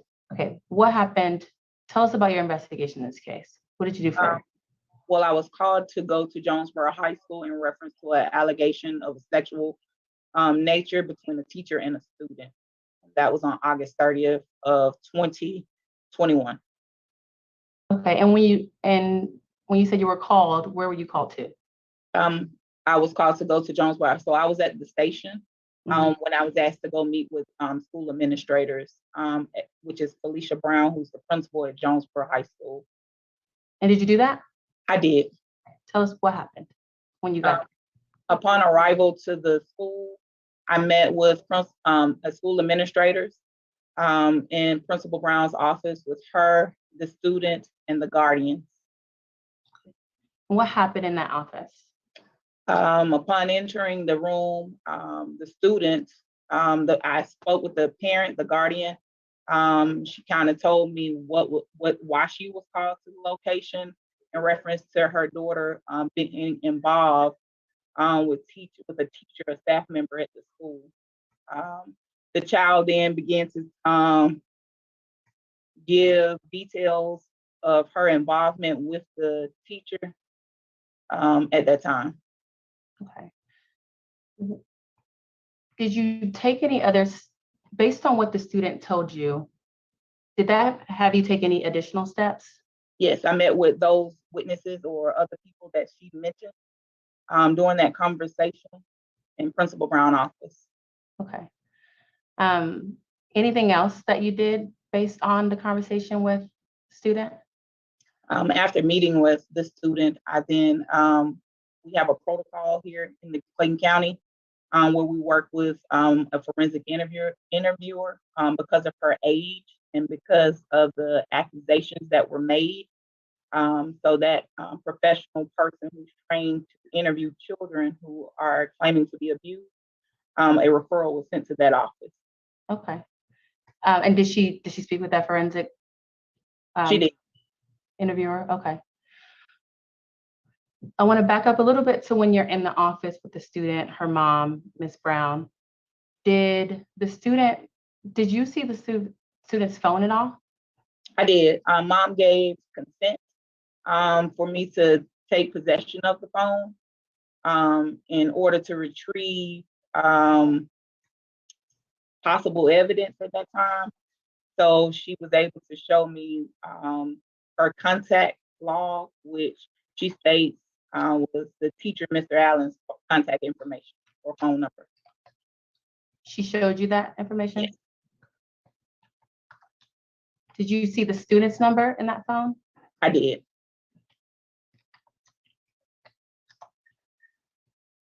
Was Mr. Allen's number, you said it was in the contact log? It was. Okay, what was the name? What was it under? Coach. Okay.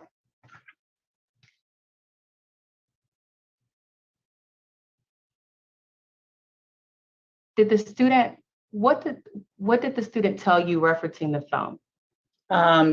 The student advised that she and Mr. Allen had began a conversation in 2020. Just a casual. I'm gonna make a hearsay objection, the same one as before,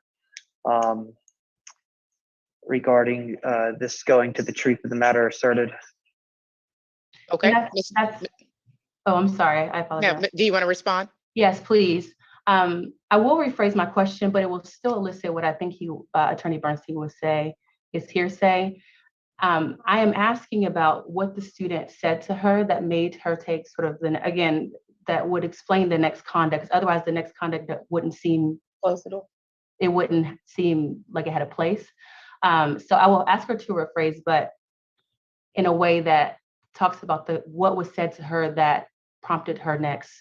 So I'm going to sustain the objection, but allow you to ask her the question. And what you might want to do is have her explain what the conduct is that she took so that you can come back in the context and show that it's not being offered for the truth of the matter asserted.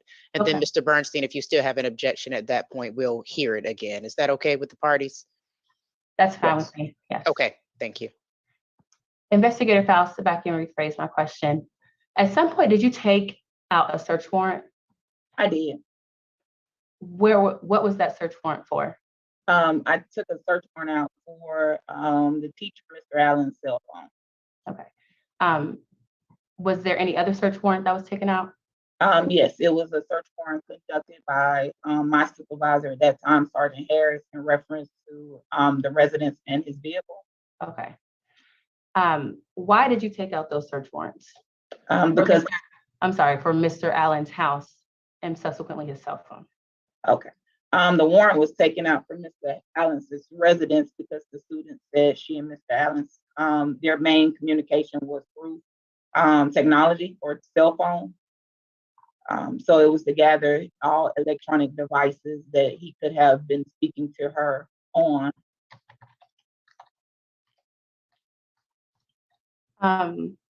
Okay.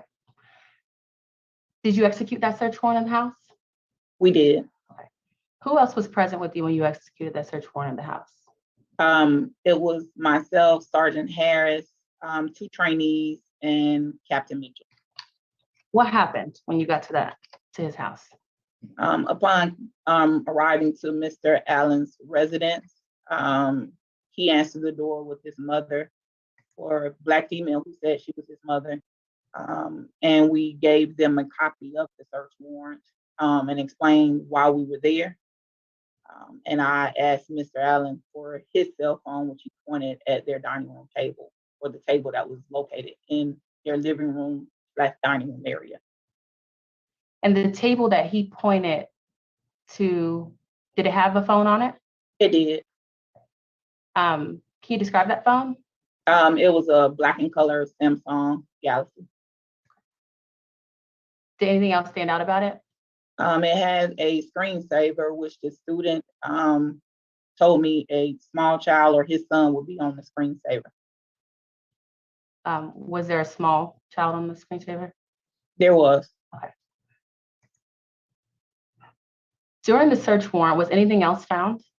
There were several items found at the residence or electronic devices that were collected by Sergeant Harris. Okay, so Sergeant Harris collected it, and what did he do with it? Those items were brought back to the station and placed into the evidence locker. Once the evidence was placed in the locker, what happened?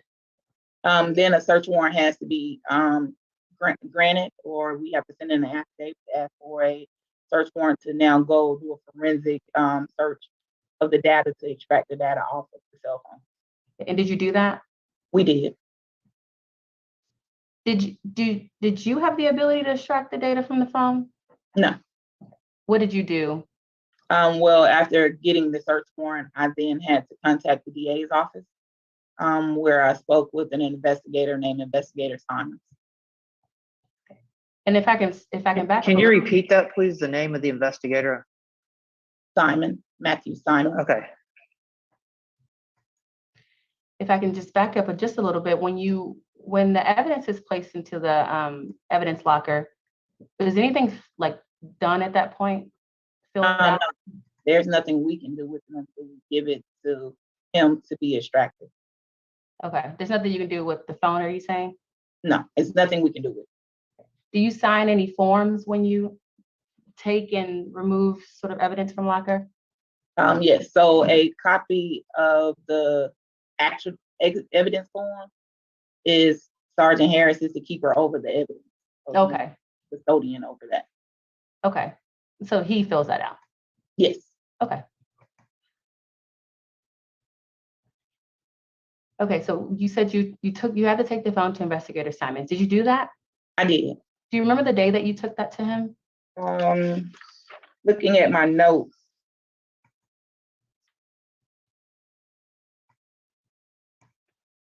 it was given to him in September on the 28th. Okay, September 28th. Of 2021. And why did you give it to Investigator Simons from the District Attorney's Office? Because he's trained to run a system called Cellbright, which is used to extract data from electronic devices. What happened when you took that phone to Investigator Simons? Well, once I give it to him, I give him a copy of the search warrant as well, so he can attach it. And then his job is to try to get the information off of that cell phone to put it in a form where I can read it. So usually it goes into a PDF form, and he puts it on a thumb drive. Okay. And was he able to do that? At that time, he wasn't able to get what was needed. Okay. And what did he tell? Like to your knowledge, what was happening at the time? What did he tell you about? So when I spoke with him, he said that he had to send it off to someone who had more software that was able to pull the data that could have been deleted, I guess, or data that he wasn't able to extract. And at that point, did you do anything else? No, I could only wait. I'm sorry. I could only wait. Okay, I was gonna ask, could you? Okay. All right, so after you left that phone with Investigator Simons, what was the status of your case? So I continued to try to follow leads, but I could only get to a certain point, and we placed the case in an inactive status. When you say inactive, what does that mean? That means that I have elements of a crime. I just don't have all the pieces to give a disposition or take out warrants or go further with it at that time. Okay. Why didn't you feel like you had enough then? Because I had what the student had given me and those witnesses, but I didn't have anything to sustain what she was saying. So I couldn't, she mentioned the cell phone conversation messages, which was really the meat of the investigation at that time. Ultimately, where did your case and your investigation pick back up? Well, Investigator Simon contacted me in February of this year and told me that he was able to get the data that I needed along for my criminal case. And he was able to put it in a PDF form so I could read it. I then began looking through these messages, which was hundreds of messages, and I actually was able to. She had told me on the 30th that Mr. Allen had told her several times to delete messages, to delete their conversations. So I was able to find that in the phone, along with messages saying, "I want to fuck, I miss you, I want to kiss, come outside." There were messages from him asking the student where could they meet within the school and outside of school in the community. And they collaborated with what she had told us on the 30th. Okay. And based on those text messages that you saw from Mr. Allen, what did you do? I then notified equity and compliance in reference to my findings. And I notified Clayton County courts, where I spoke with the ADA at that time, who put me in contact with the Superior Court judge to take out warrants for Mr. Allen's arrest. Did you arrest him? I did. I want to show you what's been marked as CCPS Exhibit 8. Do you have them? Yes, ma'am. What are they? My warrants. Are they a fair and accurate representation of the warrants that you took out for Mr. Allen? They are. Have they been altered in any way? Other than redacted, no. At this time, I'd move to admit CCPS Exhibit 8 into evidence. Any objections, Mr. Bernstein? No. Exhibit 8 is admitted without objections. You may publish.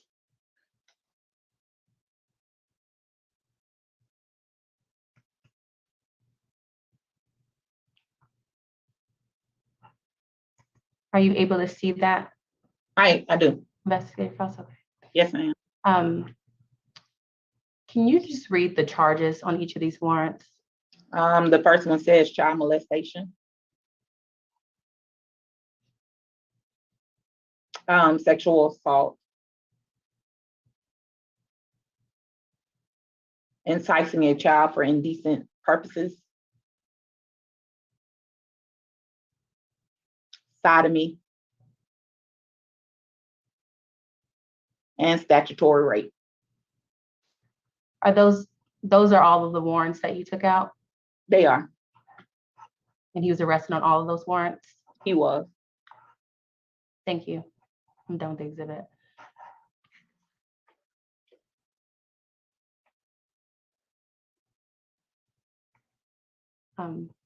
What is it? Do you have the warrants in front of you still?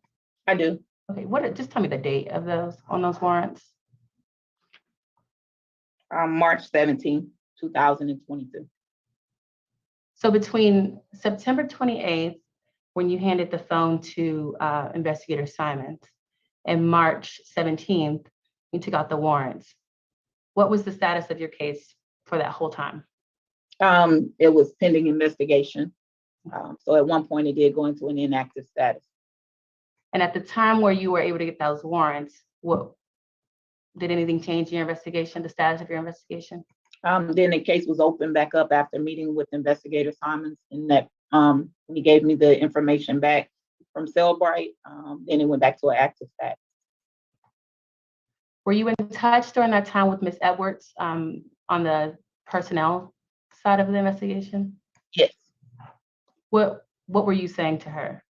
She would call me or I would call her just to give updates. We found several things that were concerning. So we would talk back and forth, things that she would find, she would give to me. Whatever I would find, I would give to her, just to keep each other abreast on what was going on. Okay. When you say you would find several things that were concerning, what are you referring to? In reference to Mr. Allen's status, work status, him being on school property, doing a suspension, contact if it was made with the parent or the guardian of the student. I'm sorry. Yes, ma'am. Updates on if I spoke to Investigator Simon or not, and where he was with the phone or in Cellbrite. Okay. So concerning this case. Yes.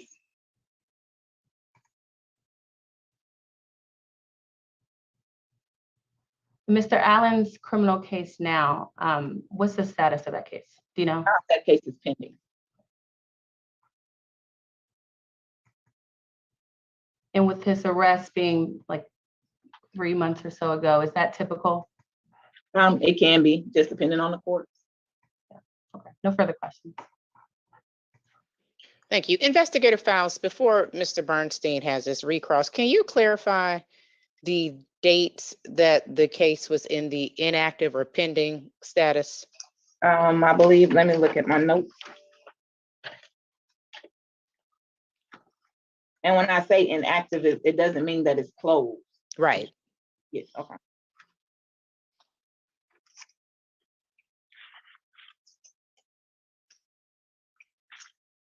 So it looks like it probably went inactive on September 28th when Investigator Simons took possession of the phone. And then it returned to an active status on what date? After I spoke with Investigator Simons on February 24th.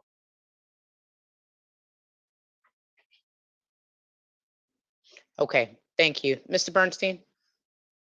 Yes, Sergeant Faust, when did the cell phone first come in your possession? Was it September 28th or was it prior to that?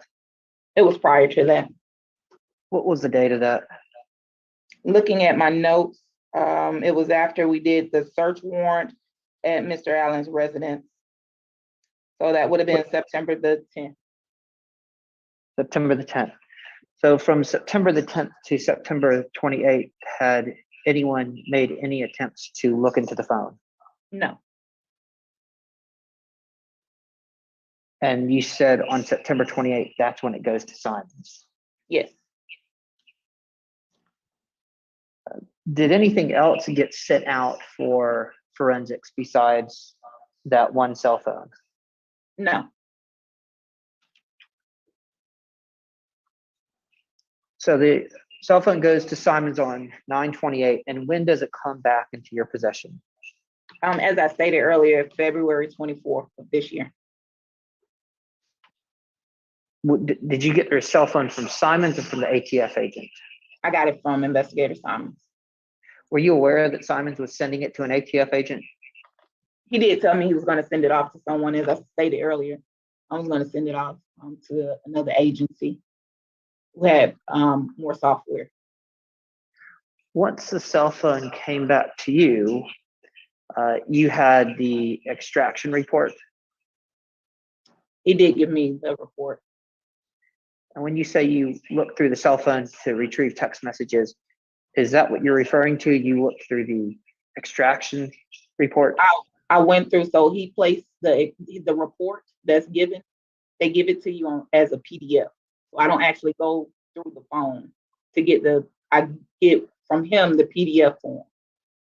Oh, okay. So you actually never searched through the phone or through No. the extraction report or the I get the contents report. of it.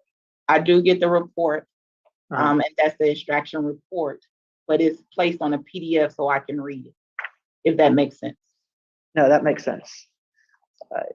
At any time, did she undergo any sort of physical forensics examination, like a SANE? You're familiar with the SANE examination? Actually, so at the Rainbow House, they did complete a medical on her.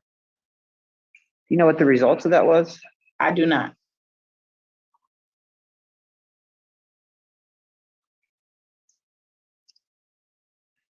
How many times would you say you spoke to the student about the case? I can't recall. I personally did not ask her any questions. I met with her on that first day when it was reported, and I was at the forensic. Okay. So throughout the duration of this, you never interviewed her other than that very first day in August. So our protocol is not to interview children who have been who are alleging abuse or sexual abuse. So we don't interview them. We send them to someone, as I stated earlier, that can conduct a forensic interview with that child. you had witnesses write written statements, correct? I had a few witnesses, yes. Did you ever have any of those witnesses write amended statements or a second statement? No.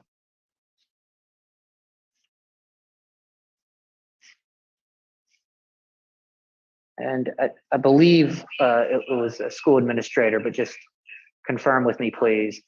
You weren't the one that had the student write the written examination, right? No. Okay. When you received the phone back in February, was the extraction complete, or did it need to go back after that to retrieve further data? No.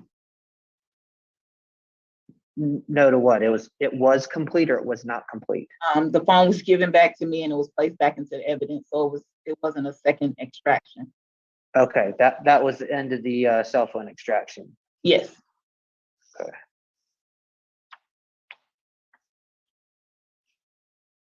Did you ever take any statements from Mr. Allen? No, I did not meet with him on that initial day. You have to speak to Sergeant Harris and Investigator Warren. Let me find the address that you went to. Address for the, what's that, please?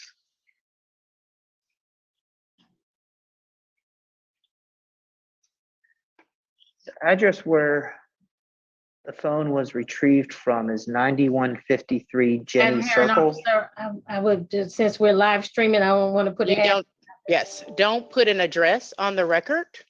Okay. And is there a way that you can get to whatever it is that you need for the Yes. crux of your question without doing that? That is still considered private information. Correct. Okay. The address that you went to retrieve the cell phone, was that Mr. Allen's address, or was that a family member's address? Or do you know? Well, that's the address that I guess he had on his employee profile. That's also the address he had on his Georgia license. And that's the address that he said he lived at. That's also the address that his wife, who I met with, said he was residing at that time. And I would ask, and Mr. Bernstein, I don't want to interrupt. I don't know where the questioning is going. Is there a dispute as to whether, are you getting to a dispute as to whether this is his cell phone, or is there some dispute regarding the retrieval of the phone at this particular address? The next question is, I want to know who was there besides Mr. Allen when Okay. the items were retrieved. Okay, you may proceed. Investigator Faust, who else was there, if anyone, besides Mr. Allen when the cell phone was retrieved? It was a lady, I believe she said her name was Ida Fisher, and she said she was his mother.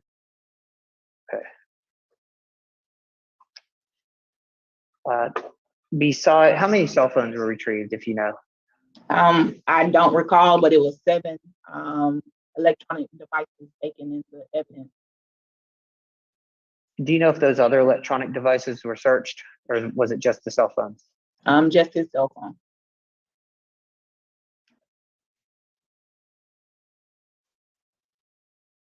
I have no follow-up, no further questions. Thank you. And before I go to any redirect, do any of the panel members have any questions for Sergeant Faust? Okay, Ms. Dixon, any redirect? Just briefly, Sergeant Faust, why didn't you have any of the other electronics like tested or forensically extracted, excuse me? Well, at that time during the investigation, the students stated that the primary source of how they spoke was between cell phones. And since she described his cell phone, which had that small child on there, which was collected, that was our primary focus at that time. Did she mention any other electronics at all? No, that she was aware of, no. Okay, no further questions. Mr. Bernstein, anything else for Sergeant Faust? Nothing else. Okay. And if there are no questions from the panel members, is this witness released, Ms. Dixon? Is there any way I can have her hold in the waiting room for any rebuttal potentially? Yes, Ms. Lowe. Yes, we can put her back in the waiting room. I am being cognizant of the time at 11:51, and we'd want to take a lunch break. So Right, so we'll be that doing we'll that. let everybody know just to be back at maybe 12 o'clock. I'm not 12 o'clock, I'm sorry, No, 1 o'clock, so- not 9 minutes, but 1 No. o'clock. Right, we are about to recess for lunch at this time. And so if everybody can make sure to return promptly and be ready to proceed at 1 o'clock. So it gives you just shortly over an hour. Sergeant Fausch, you'll be placed in the waiting room, but we also expect that you will take a break as well. And so if you can just be present back at that time. Yes, ma'am. Okay, the hearing is now in recess. Thank you, and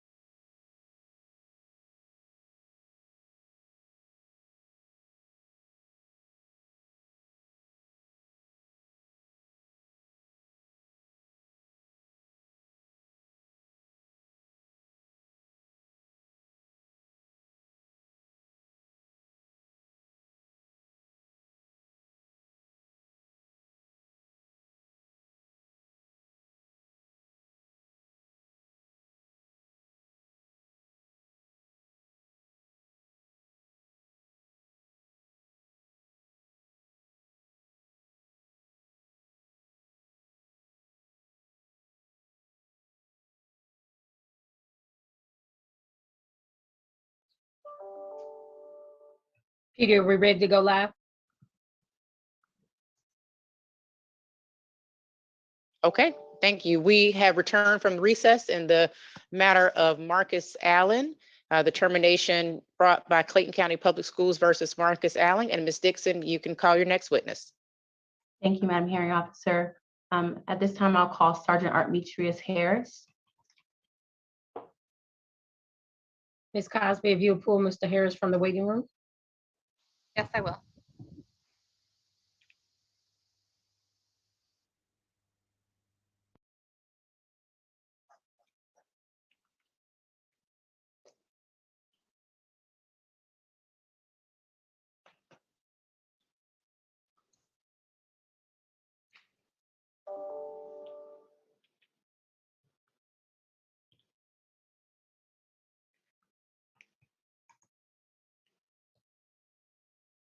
Mr. Harris, can you see us?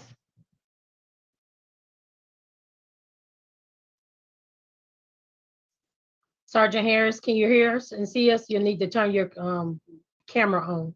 Right. If you're talking, you're on mute.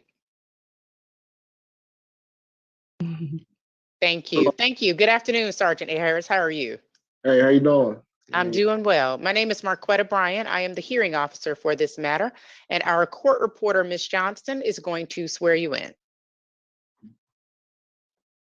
Sergeant Harris, if you'd raise your right hand for me, sir. Thank you. Do you solemnly swear and affirm the testimony you will provide in this matter today will be the truth, the whole truth, and nothing but the truth, so help you God? Yes, ma'am. Okay, thank you. Thank you. Sergeant Harris, can you please state your full name for the record? Sergeant Artemitrius Jarrell Harris. Okay, thank you. Ms. Dixon, you may proceed. Thank you. Sergeant Harris, can you state your position? Well, yeah, can you state your position with the Clayton County Public Schools? I'm a sergeant over Criminal Investigation Division. I also handle the armory and also the evidence custodian. Okay, and aside from the evidence custodian, and I'm sorry, what was that before you said? The armory. The armory? And Okay. open investigations. Can you explain to the board your duties in those positions? Okay, with the armory, I make sure all the firearms are accounted for and working properly. And I also help set up practice time at the firing range. With the evidence, I am the evidence custodian. I make sure evidence is locked and secured. And I'm sorry, hold on just a second, Mr. Harris. I want Ms. Striggles, are you here with us? I don't know if we lost you for a second. I want to make sure our tribunal member is present. And okay, can you hear everything? Did you miss any of that testimony? Yes, my computer is frozen and it's just scrolling at the point, so I'm looking in on my phone. Okay. There it is. There it is. I'll log on.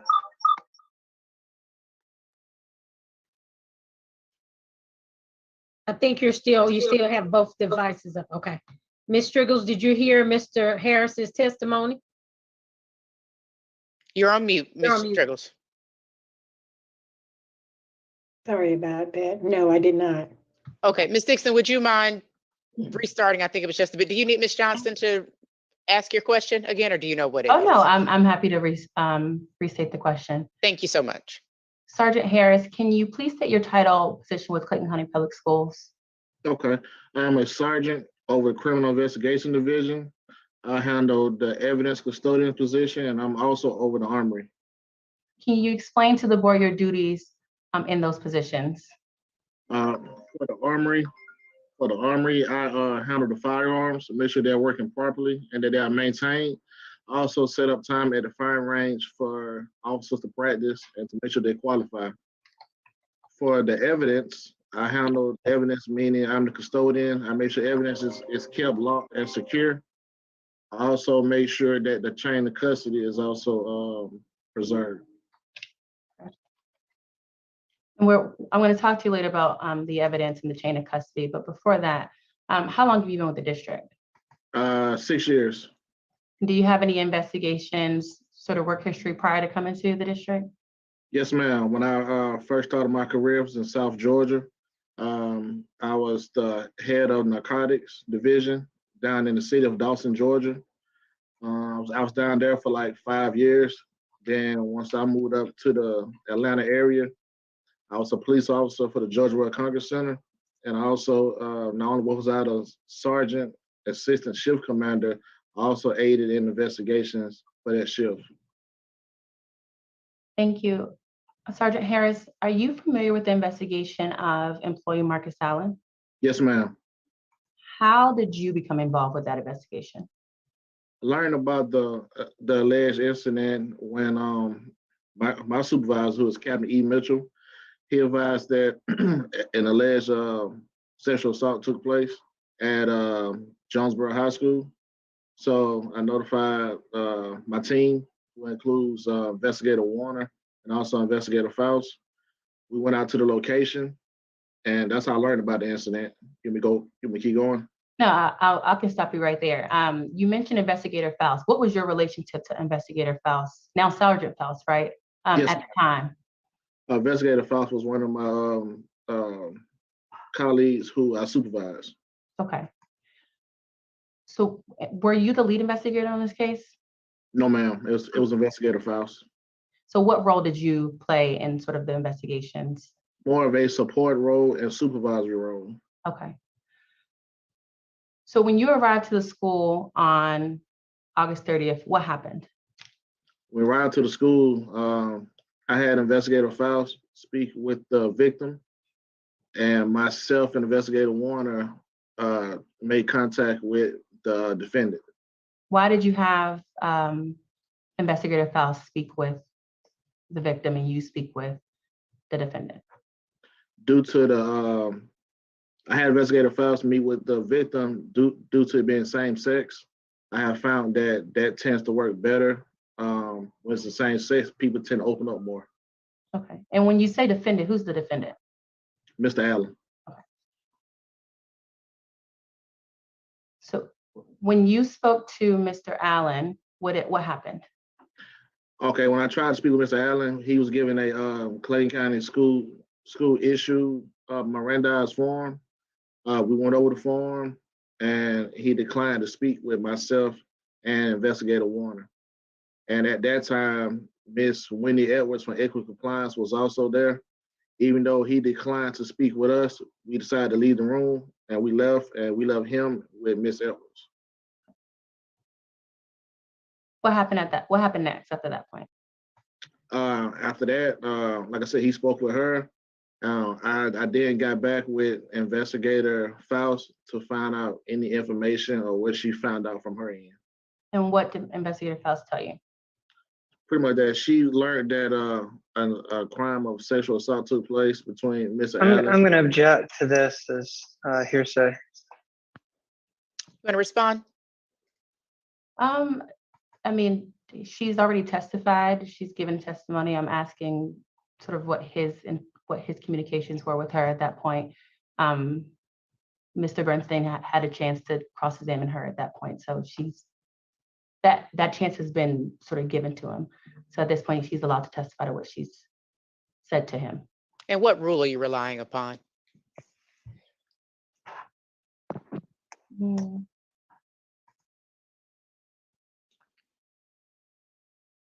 I mean, it would just be my position that it's not hearsay, given that she's already testified. Mr. Bernstein, you want to respond to that? I don't think that's an exception to hearsay. It's an out-of-court statement. I'm going to sustain the objection. I'm sorry, Madam Court Reporter. I'm going to sustain the objection. And to the extent that you question him and it does fall under a hearsay objection, raise that. If you feel like it is crucial to the testimony, let me know that. And if we need to get Ms. Edwards back to provide some additional testimony, but I'm going to sustain the objection. Okay, thank you, Madam Hearing Officer. So you said that you met back up with Investigator Faust after you spoke to Mr. Allen, right? Yes, yes, ma'am. At some point, were you involved in a search of Mr. Allen's home? Yes, ma'am. Who swore out that search warrant? I did. Why did you swear out that search warrant? we gained knowledge that possible evidence was maybe in his electronic device and his cellular phone. And at the time, we knew that it would be best to try to search not only his personal effects, but any electronic devices that may be in his residence that he had on file. Okay. Where was Investigator Faust when you swore out that warrant? At the time, she was right beside me. Okay. She was still in the learning phase of learning how to do things, following our process. If that makes sense. And when you say following, like swearing, a process for swearing out a warrant? Yeah, because we were doing on the electronic warrant system.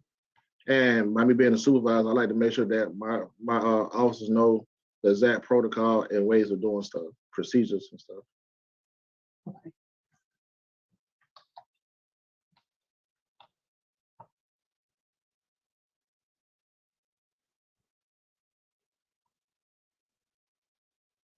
To your knowledge, and maybe you've answered this, what the basis for the search warrant? You said you gained knowledge. Where did that come from? From talking with Investigator Faust, she advised the information that pertained to the evidence of the crime may be in Mr. Allen's phone, cellular phone. Okay. Do you know if do you know if student's phone was looked into? The student phone, from what I gathered from Investigator Faust, it was collected, it was looked into, but nothing was found in it though.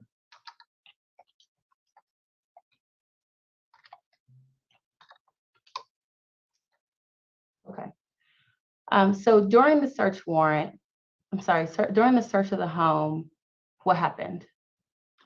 During the search of the home, we made entry. Mr. Adams at the door for officer safety and his safety and everybody else's safety. He was patted down to make sure he didn't have any type of weapons, anything on him. We went upstairs to his to the living room quarters, you would call it, or the den. He was there along with his mother, who was at the kitchen table. He was given a copy of the search warrant. He was advised of the items that we would be searching for. And then we did a search of the house. Myself, along with Captain Mitchell, Investigator Faust stood at the kitchen table where the mother was at. And myself and, like I said, Captain Mitchell went through the household, picking up any electronic devices that we thought may be involved in the case. They may have something to do with the case. And when you say we gather, who gathered? Myself and Captain Mitchell. Okay. I want to direct you to what's been marked as CCPS Exhibit 9 and 10. Mm-hmm. Do you have access to those? They were emailed to you. If you. Yes, ma'am. I just got to pull it up.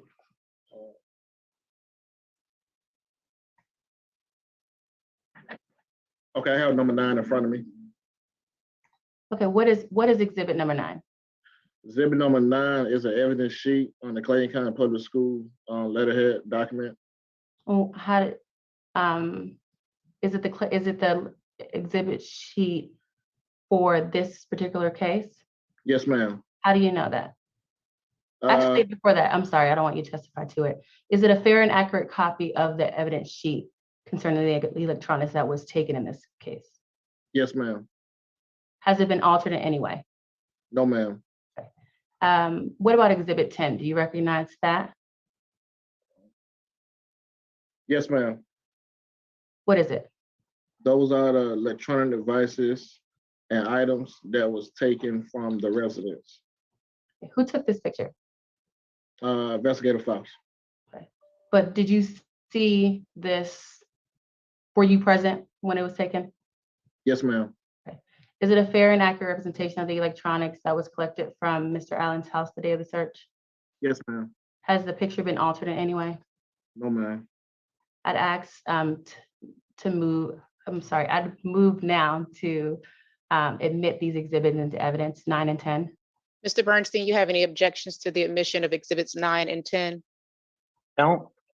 Okay, 9 and 10 are admitted without objection. You may publish.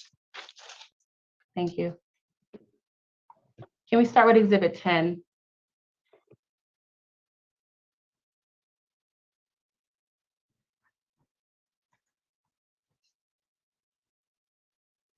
Sergeant Harris, can you see that? I can see the top part of it. Yes, ma'am. Okay. Do you remember? Okay, thank you. Yeah, there you go. What's in this picture? Those are the cellular phones and tablets that we obtained from the residents. Is his phone amongst these phones? I got to hear it on my screen. Yes, ma'am. It's the on the row that has the 4 phones. Uh-huh. It would be 1, 2, 3, the third one. The third from the left? Yeah, you got like a cursor or something that you can put on there? Yeah, That's right there. So that's oh, sorry. What is that? Oh, that's the Samsung phone from Mr. Allen. Okay. Is that the phone that was later given to Investigator Faust for extraction? Yes, ma'am. Okay. What's that in the middle? That is a school ID, if I'm not mistaken. And you can vaguely see the name. It has Marcus Allen's name on it, the school ID. Clayton County Public School ID. Okay, thank you. I want to direct you to Exhibit 9. Okay. Can you explain in this exhibit to the panel members, what are we looking at? Okay, we're looking at an evidence sheet. If you come down, you'll see the Clayton County Public Schools case number, which is the 21-0830-0010. And then once you scroll down, you see where it says item number, and then you see property description. Also, you're gonna see the date and time, location, suspect defendant's name. Also you see the chain of custody also there also. Okay. Can we scroll back up? Okay. So where it says items 1, 2, 3, 4, 5, 6, what exactly are those items? Those are the items that were recovered that we took into our possession. Now, it was 7 items. It should be another sheet, but it was 7 items, and those items depict the pictures that is on the other exhibit. Okay, if we can scroll down. Is that 7 right there? Yes, ma'am. Okay. Can we scroll back up? I'm sorry. Oh, actually, can we take this exhibit down? It's not redacted. Sorry about that. I didn't catch that when it was first published. The area that says chain of custody, can we talk about that area? Yes, ma'am. Ms. Cosby, are you able to? Are you putting up the redacted version? I'm sorry. This is the redacted version that I have. Okay, give me a second.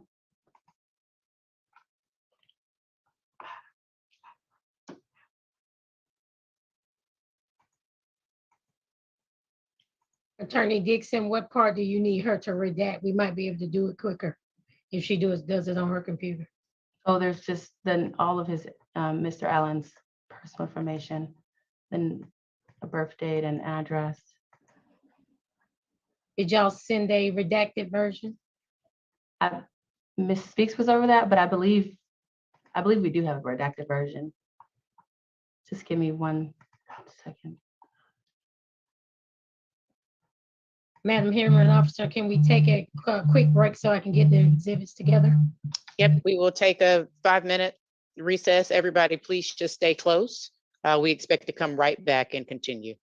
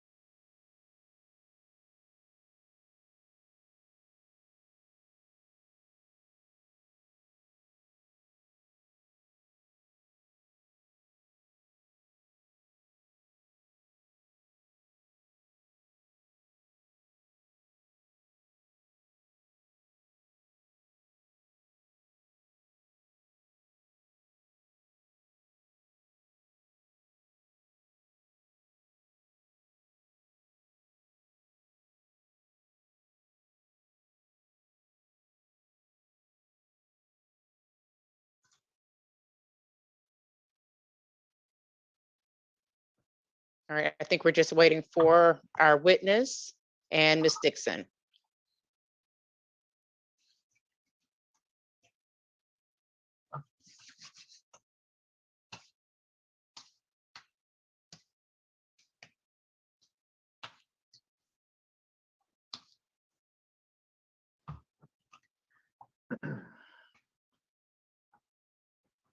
Ms. Dixon, are you with us?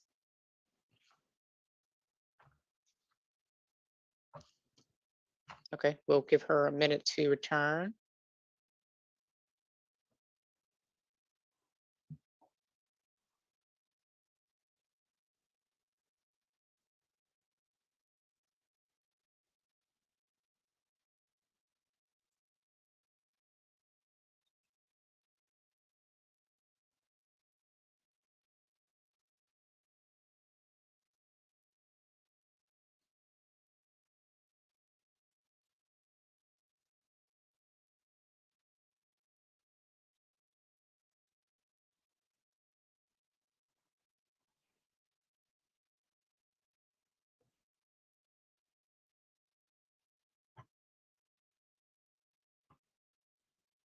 Okay, Counselor, you may proceed.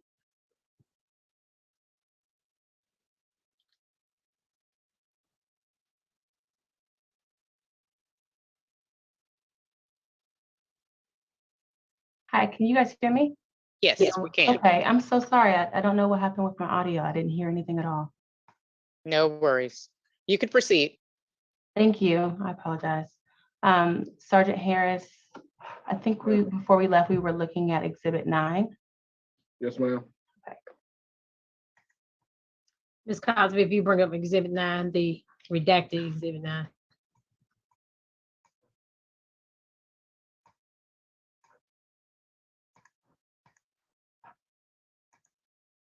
Are you able to see that? Sergeant Harris? Yes, ma'am. I have it on my screen on my computer anyway. Okay. I wonder if you can help the panel members understand, I think what we were talking about was this item number 1 through 6 and 7 on the next page. Those items, what are they? Okay, the items 1 through 7 are the items that was taken from the residence that the search warrant was on. Now, on your other exhibit, it's going to be the physical picture of the items. Okay, and that was Exhibit 8 that you're referring to, right? Was it 8 or 10? Oh, was it? I'm sorry, Yeah. 10. I'm sorry, 10. I'm sorry. Thank you for that correction. That was Exhibit 10, right? Yes, ma'am. Which number of these was Mr. Allen's cell phone? It's going to be the number 1. And where is it listed that it was found? On the table. If we can scroll down to the second page, where it says chain of custody. May you help the panel members understand what this section is for? Yes, ma'am. If you put your cursor on the second line under the item number, okay, that's number 1, which corresponds with the first item that was taken, which was a Samsung cell phone. On that particular date, on the box next to it, it was taken from me, the evidence custodian, and was given to Investigator Faust, who transported her evidence. Okay, and then if you go down to the third box, this is a copy, but there is a number 1 there, and then it has the date, and then it has Investigator Faust giving it to what's his name, Investigator Simons, who helped do the forensic on the cell phone. And then that last row, you have number 1 again, and you have the date that Investigator Simon gave it back to Investigator Faust, which it was then put into evidence. Okay, and that item 1, are we able to, can we scroll up to the top of page 1? So does that item number 1 correspond with this item number 1? Yes, ma'am. Is that how you identify the actual item that's being taken and received? Yes, ma'am. Okay.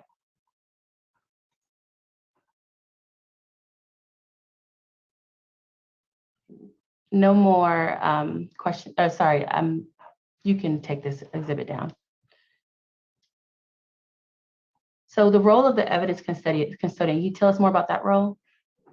Yes, ma'am. Pretty much evidence is given to me, and once it's given to me, it is locked up in our secure evidence room. At that time, no one but one other person has access to that room, which is myself and a superior officer. If anything is needed or has to be taken out, it has to be done by me and me alone. Even the other person with the key to it will not go in unless I know about it. Okay. And that form that we just looked at, the evidence sheet, who is in charge of sort of caring for that form and taking care of that form? I am.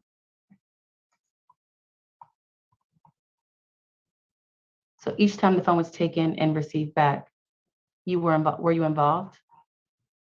Well, once it was given to Investigator Faust, she then took control of the property. But then once she brought it back in to be stored, then it came back to me. Okay. Where's the phone now? It's in the evidence. So after participating in the search of Mr. Allen's home, did you have any other involvement in this case? The other involvement I had, I went out to a possible location where a sexual act might have taken place. Met with the individual of that resident. That individual, when we spoke to him, he stated that he did know Mr. Allen for many years, got a written statement from him. And then after that, I wasn't involved with the physical part of the case until the arrest of Mr. Allen. And on the day of the arrest, what happened? On the day of the arrest of Mr. Allen, myself, along with Investigator Faust and Captain Mitchell, we was at Jonesboro High School. We made it known to Principal Brown what was going to take place. We tried to be as discreet as possible. We didn't want to make a spectacle. So we went to his classroom, and of course he wasn't in there. So then that's when the officers, myself and other two officers, went up to that particular hallway of his classroom. Myself, Investigator Faust, was in the physical classroom, and Captain Mitchell was in the hallway in the stairwell. Mr. Allen was then walking towards his classroom. He walked past it, and once he walked past it, he was confronted by Captain Mitchell, who was in the stairwell. Once we were able to make contact with him, we brought him back into his classroom, did a search of him. He was placed in handcuffs, and then we escorted him as discreetly as we could through the school and out the back door of the cafeteria. He was placed in the patrol unit. Any other involvement in the investigation of this case? No, ma'am. No further questions. Thank you. Mr. Bernstein, Cross? Yes, just briefly, Sergeant Harris, if we could see exhibit, if we could see the evidence sheet up there again, please. Specifically page 2 of the evidence sheet. Is that Exhibit 9? Yes, that is exhibit 9. Thank you. Yeah, if you could go to the bottom of page 2. Thanks. Sergeant Harris, would you agree that the only names besides yours on that chain of custody sheet are Investigator Faust and Mr. Simmons from the Clayton County DA's office? On this particular page, you mean, well, when you see item number 7, you're gonna see you see Ms. Allen's parent name on there, and then after that, you see my name, Investigator Faust, and Mr. Simon. Okay, so besides your name, there is Mr. Allen's parent, Investigator Faust, and Mr. Simons. Those are the only names on there. At the chain of custody part, yes, sir. Okay. That's the only question I have. Do the panel members have any questions for Sergeant Harris? Ms. Dixon, any redirect? I have one question, if I might. Okay, yes, sir. Tyrone Smith. Sergeant Harris, you mentioned or you testified earlier that you realized that the student's phone was taken and it was checked for extractions, but there was nothing found on that phone. Is that correct? Let me re-clarify. The student's phone, we was given the phone, investigative files relayed to me that the phone had been checked and nothing was found on it. Okay. All right, thank you. Yes, sir. Any other panel members have any questions for Sergeant Harris? Ms. Dixon, do you have any redirect? Just one question, Sergeant Harris, are you aware of Mr. Allen's phone going to anyone else after Mr. Simons? I mean, excuse me, Investigator Simons. If I'm not mistaken, once it got to Mr. Simon, he has a program called Cellbrite. And I think because there was so many deletions, the phone was then taken with it was then it was then presented to the ATF, where they also have a Cellbrite system that's a little bit more I guess better, and they was able to extract information like that. And where I believe defense was going is on that evidence sheet, there's ATF agents, there's no other, her signature is not on that sheet. That was because the phone was still in the possession of Mr. Simon, who was with the ATF. Is that typical? Well, as long as, like, with the chain of custody, as long as the individual is still with the actual item, then it's still in their possession. So yes. Okay. Meaning he being with the actual item, meaning being present with the item? Yeah, as long as he's present with the item, then the custody is intact. Okay, no further questions. Mr. Bernstein, any recross? Yes, just briefly. So Sergeant Harris is the custodian of the evidence room. If Mr. Simons was not present with the evidentiary item, then there should be an additional signature on there. Is that correct?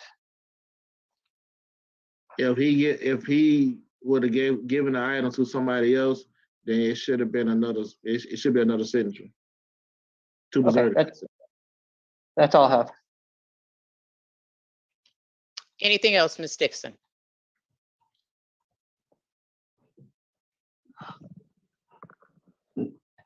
Yeah, I mean, Sergeant Harris, who would have been in charge of getting that signature? Would it have been Investigator Simons?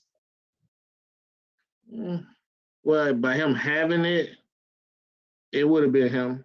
By him having the phone, because it had been in his possession. And it should have been him at that point. Are you saying that who should have gotten the next signature if he gave it to a third party to extract?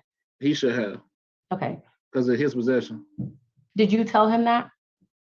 No, man, I didn't contact him. That was Sergeant Faust made the contact with him. Okay. Because I signed the phone over to her, who then gave it to Investigator Simon. And are you aware of Investigator Faust telling him that? No, I'm not. Okay, no further questions. Can this witness be released? Yes. Yes. Okay.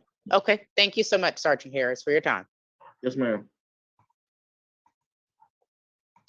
Ms. Dixon, are you ready to call your next witness, or do you need a break?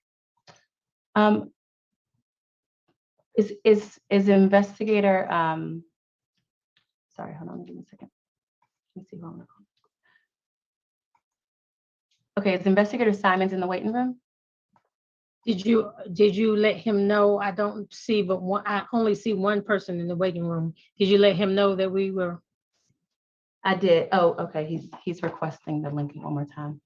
May we have a 5-minute break? Yes. All right, we will just take a 5-minute recess, stretch your legs. We'll be right back.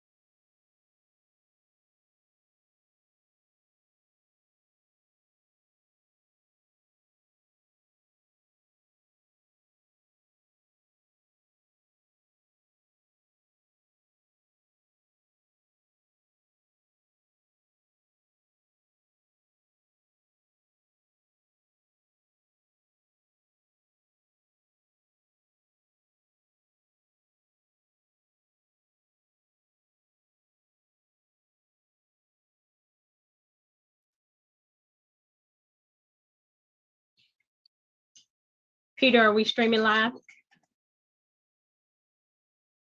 Okay, thank you. Good afternoon, Mr. Simmons. How are you? Pretty good. How are you doing? I'm doing well, thank you. My name is Marquetta Bryan. I'm the hearing officer for today, and our court reporter, Ms. Johnston, is going to swear you in. Mr. Simons, if you'd raise your right hand for me, please, sir. Thank you. Do you solemnly swear and affirm the testimony you will provide in this matter today will be the truth, the whole truth, and nothing but the truth, so help you God? I do. Okay, thank you. Thank you. And Mr. Simmons, can you please state your full name for the record? Yes, my name is Matthew Simons. Thank you. Thank you so much for that pronunciation as well. Ms. Dixon, you can proceed. Thank you. Investigator Simons, where are you employed? I'm currently employed with the Clayton County District Attorney's Office, And what's your position there? criminal investigator. And as a criminal investigator with the District Attorney's Office, what do you do? So my job duties, when a case gets bound over to Superior Court, our office gets assigned that case. It first goes to investigators. Our job is to prepare cases for trial. So we gather all evidence. We make sure that all documents and everything's ready for the prosecutor to take the trial. Okay. Are you familiar with a software called Cellbrite? Yes. What is Cellbrite? Cellbrite is a forensic software that extracts data from cellular devices. Are you trained in Cellbrite? I am. Do you have the ability to access Cellbrite at your office? Yes. So part of my duties at the office, we actually had a forensic unit, and Cellbrite. We purchased Cellbrite back in 2017, and I became a Cellbrite operator at that time. And our office began assisting agencies within Clayton County and helping them extract cell phones. And since then, I've extracted probably more than over 500 phones. Are there different types of abstractions? There are. So Cellbrite can perform basically 3 different types of extractions. The first one's called a logical extraction. A logical extraction is basically, if you have imagine just having your cell phone and what information that is readily available on your phone as if you're looking at it. That's essentially what a logical extraction can pull from it. Pictures, videos, your call logs, just the minimal information that's just right there on your phone. The next type of extraction is called a file system extraction. Now it goes a little bit deeper into the file system structure of the phone, and it's able to get a little bit more information, but not as much as the last type of extraction, which is a physical extraction.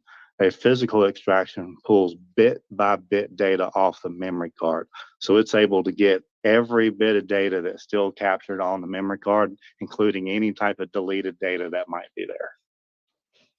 And so what would you say was the most comprehensive? The physical extraction. And what would be comparatively the least comprehensive extraction? The logical. Let me ask you this. Are you familiar with the investigation of Mr. Allen? I am. How are you familiar? How did you become familiar with it? I was contacted by the Clayton County School Police to assist them in extracting a cell phone belonging to Mr. Allen. Okay. And did you do that? I did. Did you complete an extraction? Yes. Of Mr. Allen? Okay, so tell me about your extraction of Mr. Allen's cell phone. So when Detective Faust brought me the phone, so Cellbrite has 2 distinctive steps. Step 1 is a software called the Cellbrite UFED, and that software actually performs the raw extraction. And when it's pretty much like a plug and play device. So when you pull up the software on the computer, you tell the computer what type of phone it is, and then what type of extraction it will be able to do. So if Cellbrite is able to do a logical, a file system, or a physical extraction, it will tell you. A lot of phones, you're not able to get all 3 types of extractions off of it. So always it's preferred to get a physical because it gets everything, including deleted data, but a lot of times that's not possible. So you pick the type of extraction you want to do, and then it gives you instructions on what you need to do to the phone, if any, to get it prepared to do the extraction. So for example, if I plug in a phone into the computer with the Cellbrite software on it, it might tell me I have to set it up. I have to go into settings and I have to change the enable the developer mode, turn off the screen lock and stuff like that. It does not, you don't go in there, it does not modify any data on the phone or anything like that as you're prepping the phone for extraction. There are some times where you don't have to do any type of manipulation in that way to get the extraction. You can just plug it in and it's able to brute force right into the phone and start the extraction. So Mr. Simons, if I can just stop you right here. Before you go any further, when you said raw data, correct. What does that look like? So if you pull it up, like you wouldn't be able to understand it. It's just raw data, ones and zeros. It's computer code, like computer language. So that software, once the extraction is done, it's just the raw data. You wouldn't be able to understand it at all. So Cellbrite has another software called Physical Analyzer. Now, you take the raw data that the first step pulled, the extraction, and you put that extraction of raw data into Physical Analyzer, and Physical Analyzer will then take that data and then compile it into a report that's readable. And let me ask you, that raw data that you take, could you change what that raw data says? No. You said it's a bunch of zeros and ones. Could you go in there, maybe write some zeros and ones and make it into some words? No. Okay. That raw data that you're putting in, you said is computer code. How would you explain what happens in the Physical Analyzer versus what is happening with the first part of the raw data? So the first part, like I said, it just extracts the data. It's just a bunch of ones and zeros that the memory chip of the phone's containing.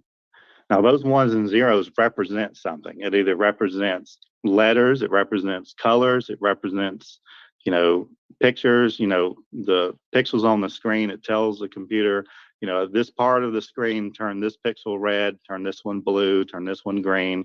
And then a million of that will then turns it into a picture that we can actually recognize and understand. But that raw data, that's all it is, a bunch of ones and zeros.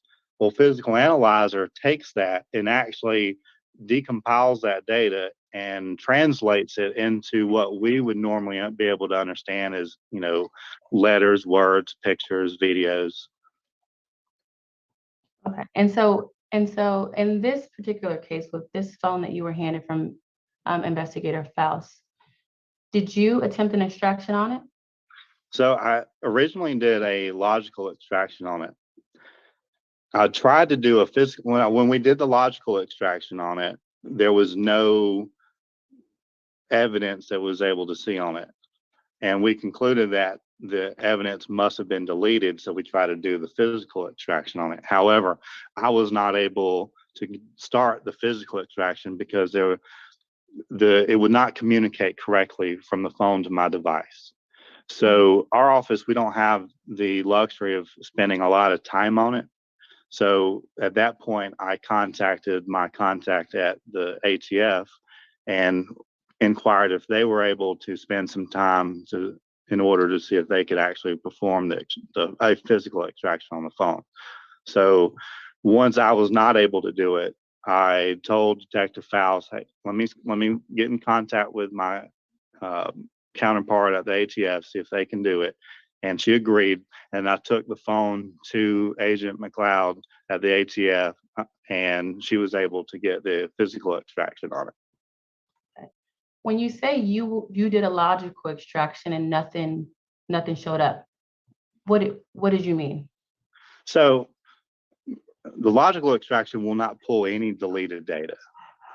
So when we didn't find any communication, like originally on the logical extraction, we didn't, to my recollection, we didn't see any communication between Mr. Allen and the student.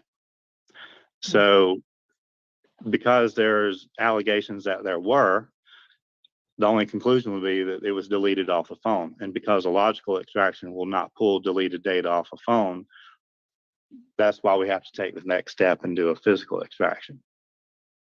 Is it typical that you ask your counterparts at federal law enforcement agencies to help you at a local county level agency if you need it? We do that all the time. Okay. And why would a federal agency be very helpful to a local county agency? It's like what differences, if any, do they have versus what you all have? I think they just have better resources and more time. And how long do physical extractions usually take? It just depends. Okay. So, for example, I have done a physical extraction on the phone that took 6 days. You know, from the time I plugged that phone into Cellbrite, from the time it was done, it took 6 days. And it's just the time it takes. But that's if the physical extraction actually gets started. However, if there's a problem with the phone somehow, if the port's broke, if there's something wrong with the phone itself, and we actually have to go in and try to repair it or something, we at our office just doesn't have the time or the resources to go and try to get that part taken care of. So the amount of time it might take to prepare a phone in order to get the extraction going could take however long that could take. It could take weeks. So that's why we asked the feds to come in and assist us.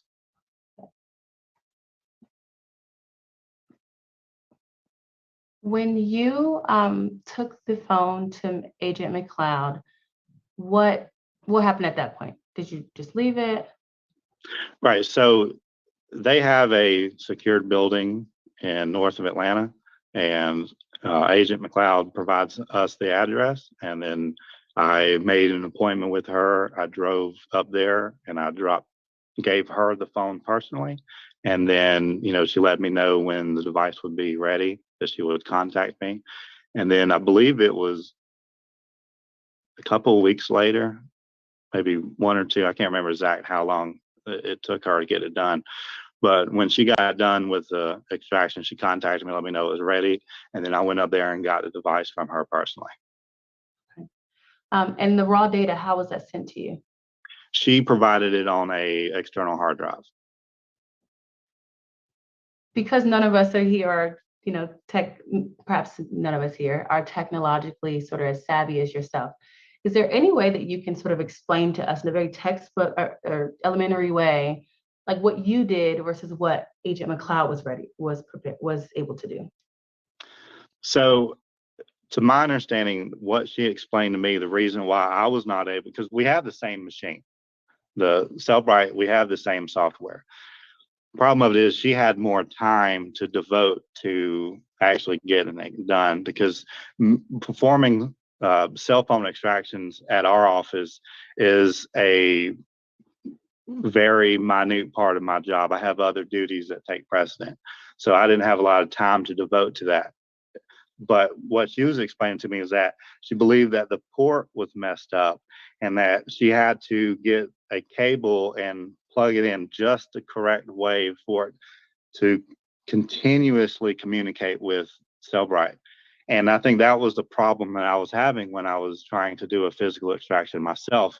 When I plugged the data cable into the phone, it appeared that it was working fine, but behind the scenes, based on what she told me, what I figured out is that the communication between the phone and Cellbrite kept getting interrupted because somehow the data cable was either coming loose or somehow getting jogged, having a full connection. So the communication kept stopping, and it would just keep interrupting the cycle Cellbrite trying to perform the extraction.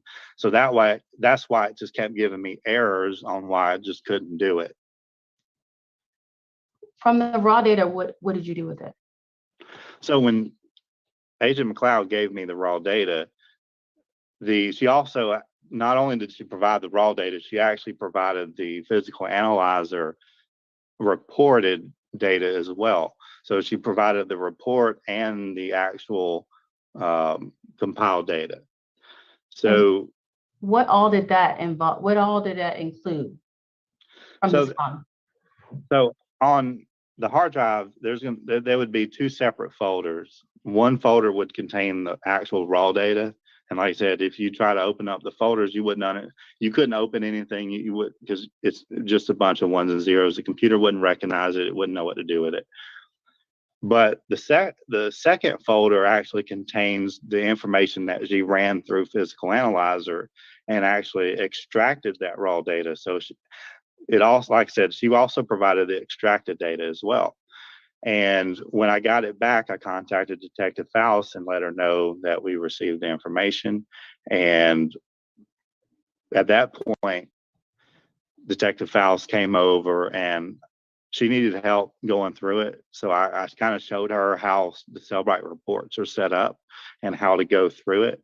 And that information that we received from the physical analyzer indicated that there were a numerous amount of communication between Mr. Allen and the student.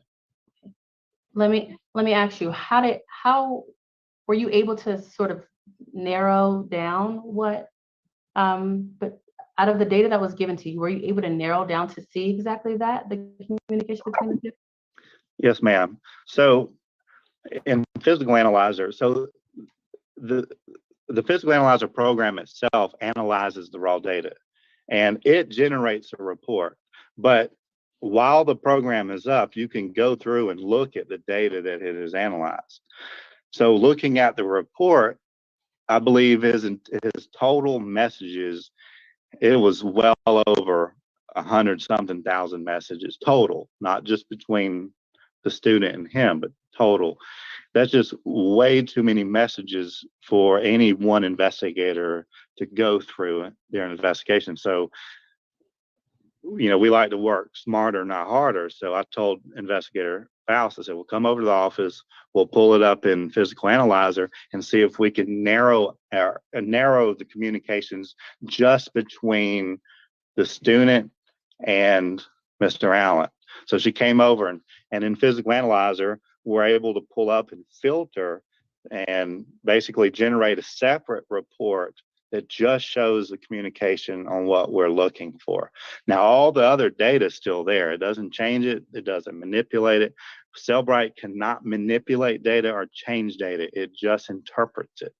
So when I generated two separate reports, I generated one report that showed messages from Mr. Allen to the student, and then I generated a second report that showed the messages from the student to Mr. Allen. And the reason I did two and not one, where it was, just consecutive communication between the two, is because I couldn't figure out how the filters and Physical Analyzer, how that would work out, because every time I tried to do it, it wouldn't do it just right. So the best thing to do is just do two separate ones. So we did that. And like I said, just because those two reports singled out the communications between those two people, all those other messages are still there. Like I said, it did not change it. It did not delete it. It didn't manipulate it. It just filtered it out to show us what we wanted to see. And can you give us maybe a real world example of what that filtering, what we would recognize that filtering to look like? Sure. So like if you were going on, let's say Walmart.com, and you wanted to shop for a pair of shoes, and you go on their website, you shop for a pair of shoes, but then you only want a red color pair of shoes, or high tops versus anything else. Well, you go in there and whatever filters they allow you to do, it will give you the results back. That doesn't mean that their database of inventory has been deleted. It just, you narrowed in their database of the information that you wanted to see. And the information, all the other information is still there. It just, you asked the database to show you and filter out what you wanted to see, so you didn't have to waste your time going through all this other stuff that you didn't need to see. And if you undo those filters, then what happened? Everything comes back.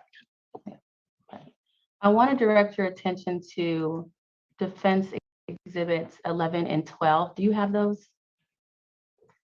Not in front of me. Would Do like you have those on email? I think they were sent to you in advance of the hearing. Can you access Yes, those? I can pull it up. I don't know if my screen will go away. Okay, hold on one second.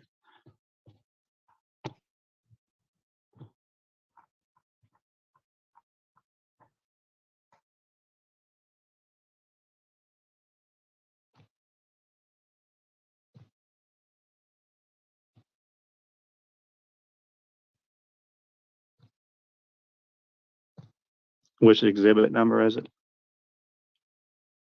I got one that says Allen Exhibit 1. No, Exhibit 11 and 12.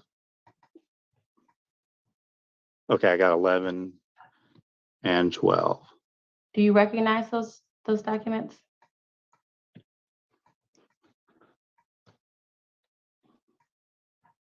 So Exhibit 11 is a, like I said before, remember how it generated 2 separate reports from communication between him to the student and from the student to Mr. Allen. This appears to be, so Exhibit 11 is the report I did that is from Mr. Allen to the student. And if you see on the top left, it says, extraction report, and it shows the phone. I'm Investigator Sam, before you testify to what's in it, I just want to, let's see if we can get it in a minute.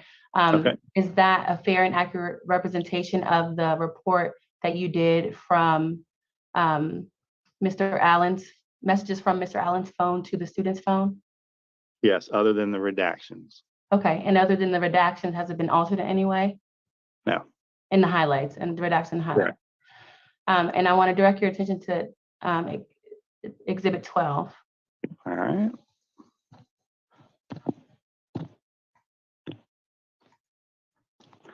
And Exhibit 12 is the report that I did showing messages from the student to Mr. Allen.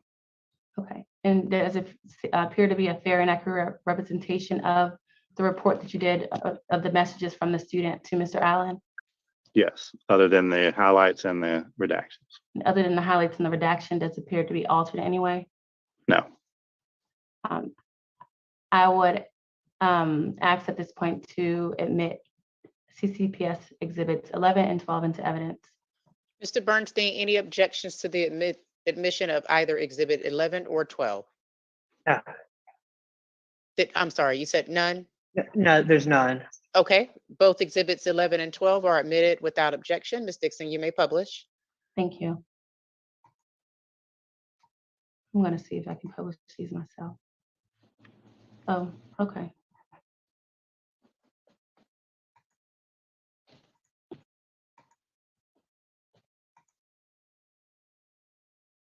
Sorry, give me 1 second. Are you able to see this? Yes. Okay. So let's start with Exhibit 11. Can you tell our panel members what is next to where it says extraction report? What is that? All right, so at the very top, it says extraction report, and it just lists the type of phone that this report came from. So it's a Samsung SMG95U Galaxy S8. Now the SMG50U is the model number of that phone. Okay. And can you tell us how to read this? Yes, so if you go one line under, it says instant messages, and in parentheses is 9,093. Now that's the total messages that in that filter range, because remember the total messages of the phone was over 100,000 something.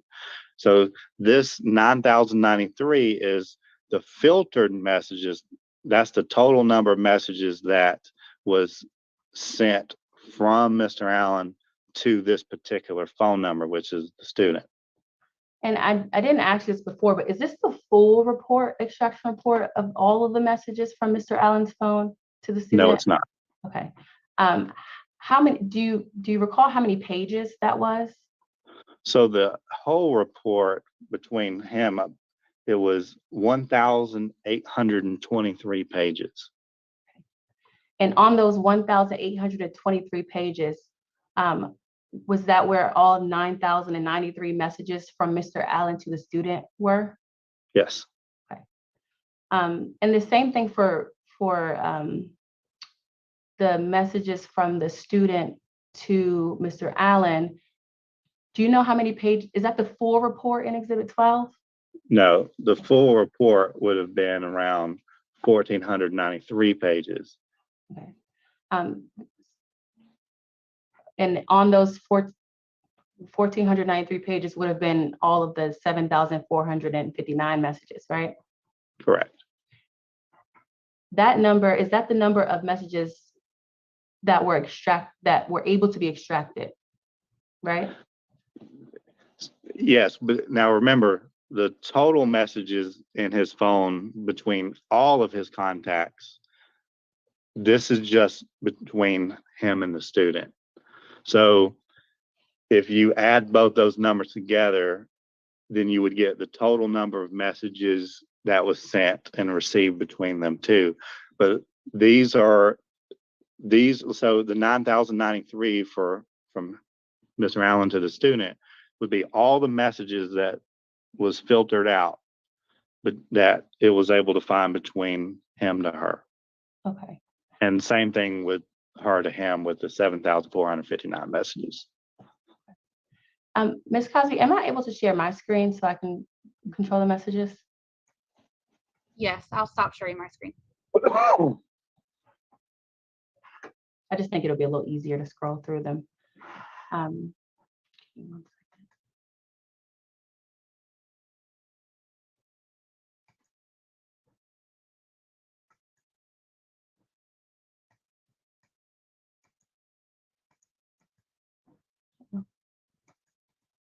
Okay, are you able to see that? Yes. And are you able to read the words clearly? Doesn't need to be zoomed in a little. Dixon, can you take the sidebar off so you can see? Can you close the sidebar? I will try. Here. Oh, look at that. Yep. Okay. Yes. All right. Perfect. Is that easier to read? Yeah, I can. Okay. So what is in this column? All right, so the way the reports generate the content, so if you scroll up just a little bit, all right, so on the side there, you see a little number sign. Report will generate each message and it will assign a number to it. And the reason, and that's just for references. So like you can say, go down the line 673, that's the message I'm looking for. That's not data from the phone, that's just the Cellbrite, when it's for generating the report, assigns it a number. Now, next, it'll tell you the source, which would where these messages came from inside the phone. So that was IMS service. And then the next box is from. So basically in that box is saying who sent the message. So it'll give you the phone number, and if that particular device, if they save that number, or like if you look at you won't see it in here, but in other report, you'll see some where there'll be names or nicknames on the bottom. So if it's attached, then that nickname has been associated with that number. And where would that nickname come from? It'll be user generated. So if that person saved that number in their phone and they gave it a name, then that name will be below that number. And then the 2 would be who the message was sent to. And then the next column gives you the timestamp. So this is, the timestamp is important because all these messages are timestamped in UTC time. Because you see right there, it says, you know, timestamp, the first one, August 26, 2021 at 9:21:10 p.m. UTC +0. Now, if it said UTC -4 or -5, it's already been calculated to Eastern Standard Time. So, but because it says 0, that means it's in UTC time, and then we'd have to convert that to Eastern Standard.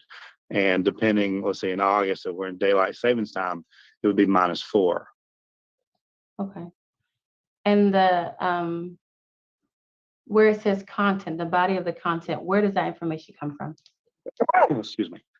All right, so the body would actually be the message, the text message itself. This number right here, so in this particular report, this number right here is obviously redacted, but in the report being from him, Mr. Allen, to student, whose number would be in the from? The from number would be Mr. Allen's number. And whose number would be in the to? The student's number. What is the best way to read this report? So the report generally will put the messages in chronological order from timestamp. And if I'm not mistaken, it went from the newest messages to the oldest. So if you wanted to read sort of in order as the days go on, what would be the best way to read it? Probably from the oldest messages to the newest. So you have to go all the way at the bottom and read up.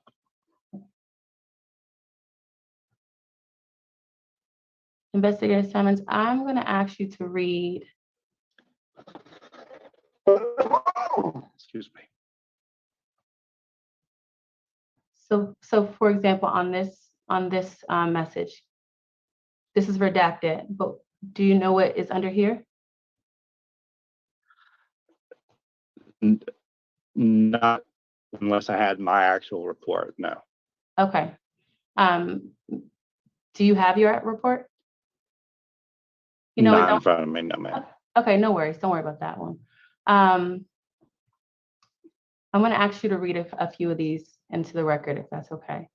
Okay.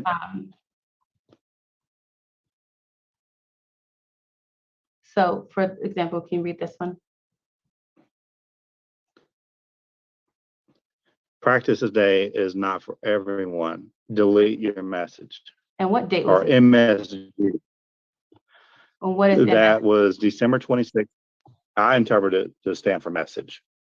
And what date was that? December 26, 2019. Okay.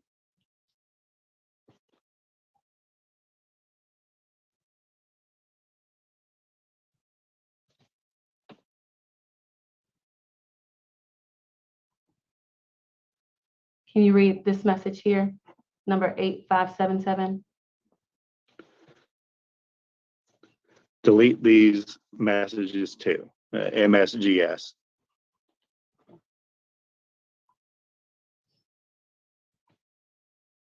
Can you read this message 8310?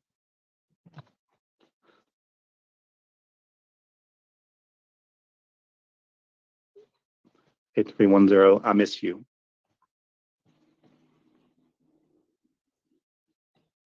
And what about this message 8297? You can get me in trouble. And what about this one 8296? It's illegal. And 8295? Teacher-student relationships.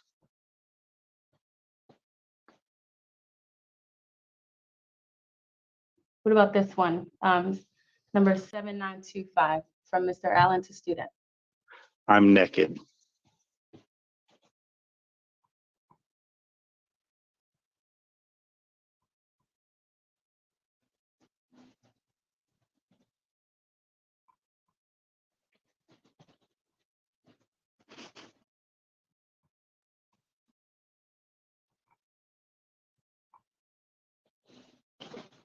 What about this one, 7795?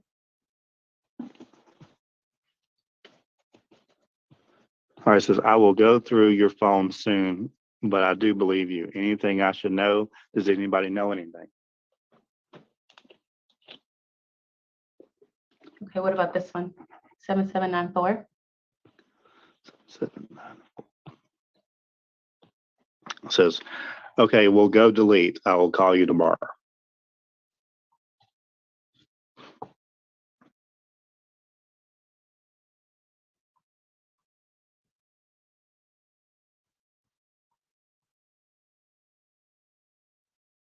Here we go. What about this 7774? Come outside. Oh, which one? This one right here. 7774. It says, come outside, about to slap you. This one. 7673. 7773. You like it. And 7772. So you don't like your ass slapped? And let me ask you that is this showing her responses? No, This is just showing his messages, right? correct. Where will her responses be? That'll be on the other exhibit. What about 7762? So you know how to fuck? And I'm sorry if this is uncomfortable. I just want some of these right into the record. Again, right here at 7743. Hope you deleted everything. 7722.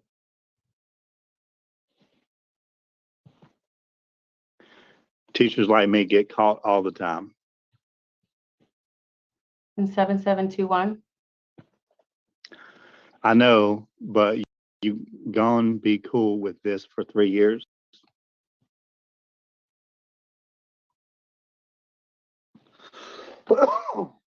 Seven seven one 7717.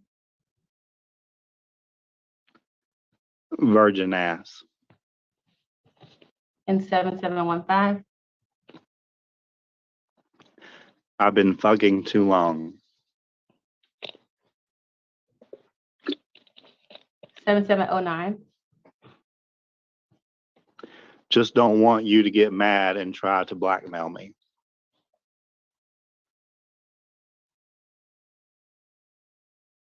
So I won't have you read, oh, here's one. How about this one? 7656. 7656. Okay. You still trying to cuddle?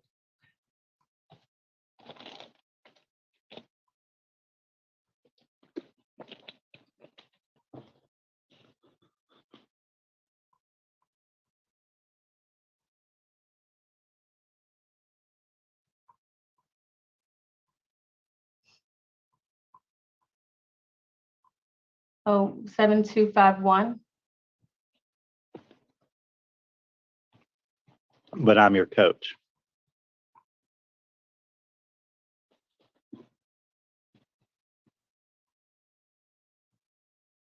And what about 7147? I know if I see you, I'm gonna wanna fuck. So I'll be getting scared And this one, 7146. because you attractive AF. And what is AF? As fuck. 7145. Well, I can't help myself. Okay.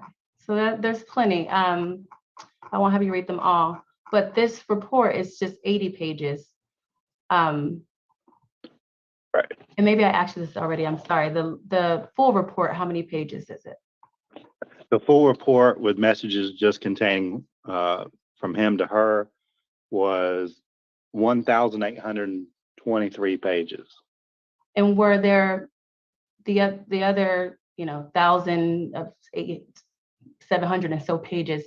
Were there other inappropriate, what you would deem inappropriate messages throughout those pages as well? Yes. Okay.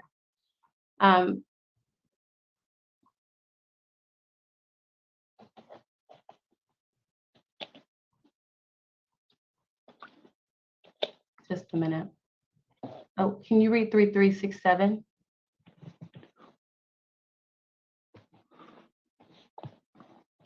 Teaching and thinking about you.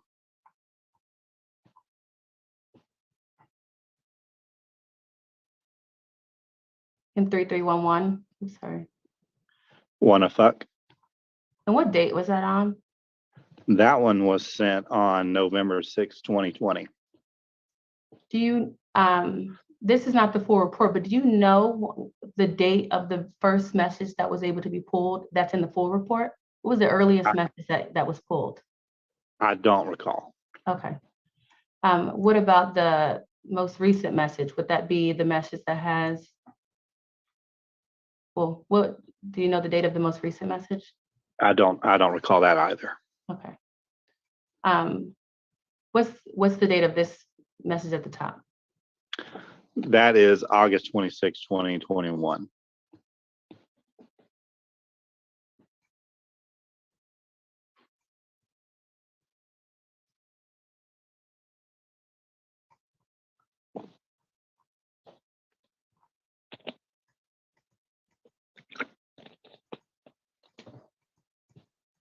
I'm sorry, I'm looking for.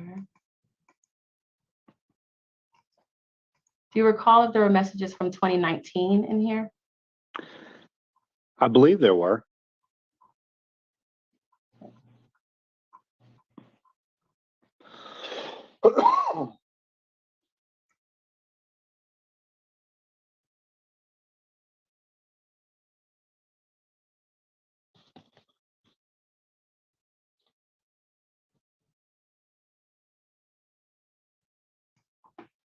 Okay, well.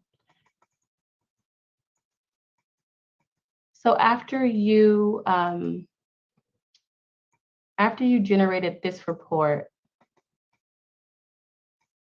actually, I want to direct your attention now to Exhibit 12, that's okay? Okay. And this report is just 4 pages. But how many, I think you said the number of the full report. How many pages was the full report? 1,493. Okay. And just 2 messages from here. Can you read line 6554? Happy Mother's Day, Coach Allen. And 6553 for context. To your wife. Okay.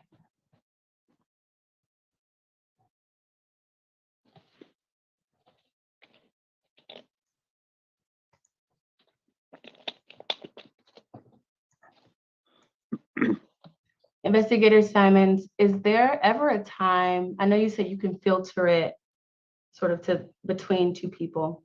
Is there a time where you would see, is there a way that you can maybe pull all the messages where you would see maybe in chronological order, all the messages that were sent throughout his phone? As far as from everybody? Yeah. Or just between?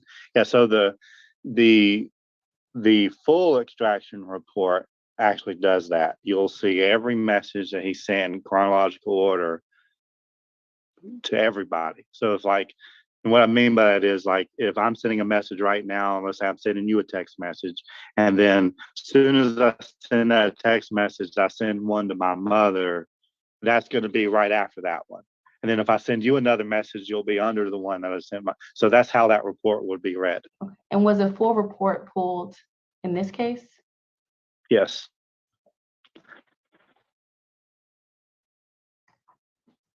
Just a minute.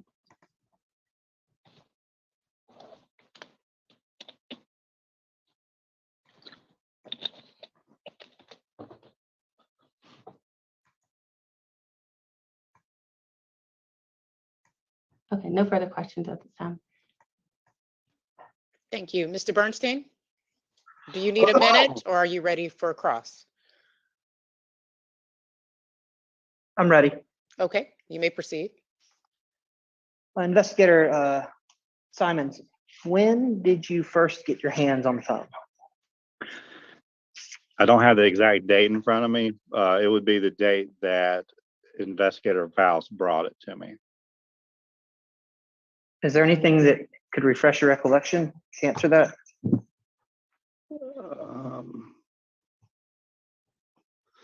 No, I don't have anything in front of me that would show me that. Okay. So when you got the phone from Faust, and when did you first try to run the logical extraction? Was it the day that you received the phone? Was it 5 days later, 10 days later? No, so I think if I recall correctly, when Investigator Faust brought the phone to our office, we started the process and right then. And that's when we realized, okay, it's not getting there from, we are only able to do the logical report, and it didn't get the messages that we believe are there. So we're gonna have to try to get a physical extraction on this. So we have to, we'll try that. And I tried it several times, probably maybe 3 or 4 times trying to get a physical extraction performed myself before I was like, okay, I'm not going to be able to do this here, where I'm going to have to reach out to the ATF. So you received nothing of value from the phone initially when you tried to do the logical extraction, nothing of evidentiary value. Not as far as the messages are concerned, no, sir. What about anything else? The other information in the phone would be like the phone number, the device information, stuff that would associate the phone with him. Gotcha. Okay. And had you ever worked with Agent McLeod before? Yes. So that's your go-to for phone extractions that you're not able to perform? Yes, sir. When did you bring the phone to McLeod? It was probably, I don't have the exact date, but it was probably a couple weeks later. I know she gets busy and I don't like dropping it off. I want to give it to her personally. So when her schedule and my schedule got together and we made an appointment, I went up there and dropped it and gave it to her personally. It was, like I said, it was probably maybe a week or 2 later. Okay, but you don't know the date, you don't know the month, is that correct? Not in front of me, no, sir. Okay. All right, and so where did you drop the phone off? Was it in Clayton County? Was it in Fulton? Do you remember? No, their office is in North Atlanta, so I believe that's Fulton County. Okay. And when you got the phone back, you were able to read the raw data, or you had the raw data as well as the contents of the phone that had been broken down by the physical analyzer, correct? Yes, sir. Okay. Did you generate a report, or let me withdraw that. Did your report include any phone numbers besides Mr. Allen's and who you believe is the student? So the main report had everything in it, but the 2 reports that I generated separately was specifically messages between Mr. Allen and the student and Mr. Allen. So those 2 reports should have been just those 2 communications and no other numbers. Okay. Do you know how other numbers would have gotten into those reports? It's basically when you put in the filters, there are you familiar with Excel? Yes. So you know how like when you're trying to do a pivot table and filter in Excel, when you drop down, if there's any variant of that number, then it will show it differently. And you try to have to click that one and click that one because there's a variant. If there's any other numbers in this report that I generated that's not belonging to either one of those 2, then it's just a mishap on me filtering it out. Okay, so that's attributable to the filter. Yes.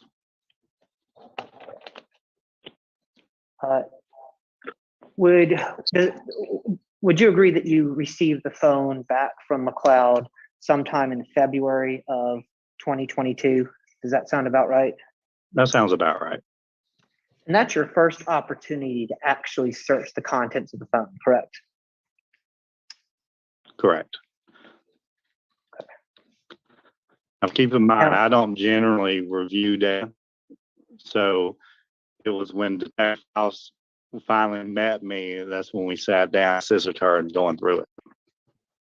Right. She helped you filter the contents. Correct. But, and I think you just answered it, that would have been sometime in February of 2022. Correct. Okay. Now, for some period of time, the phone was out of your control and custody in the hands of McLeod, right? Correct. Okay. And the reason that at least McLeod told you your physical extraction was not working because there's some sort of connectivity issue. If I recall correctly, that's what she said, yes. When you received the phone back from her, you could view all of the contents of the phone, correct? Correct. And it breaks them up into different folders. It'll have the native messages, it'll have WhatsApp, or it'll have signals, it'll have images, breaks it up like that, correct? Correct. Okay. Did you search through all of the contents, all of those folders, or did you just target one specific folder? No, I personally didn't go through majority of it. That would be Detective Faust's responsibility. I was just assisting her and kind of going through it. Now, if I recall correctly, we did try to search the student's name and phone number, or if she had, because some of the other apps doesn't use phone numbers, it might use like screen names and stuff. Any known information about the student, we try to search that through the search filter and try to narrow down where her name or phone number might pop up anywhere else in any of the other folders. And you weren't able to find that? I don't recall. Okay. You personally never looked at the student's phone, correct? Yes, we did go do an extraction of the student's phone as well. Okay.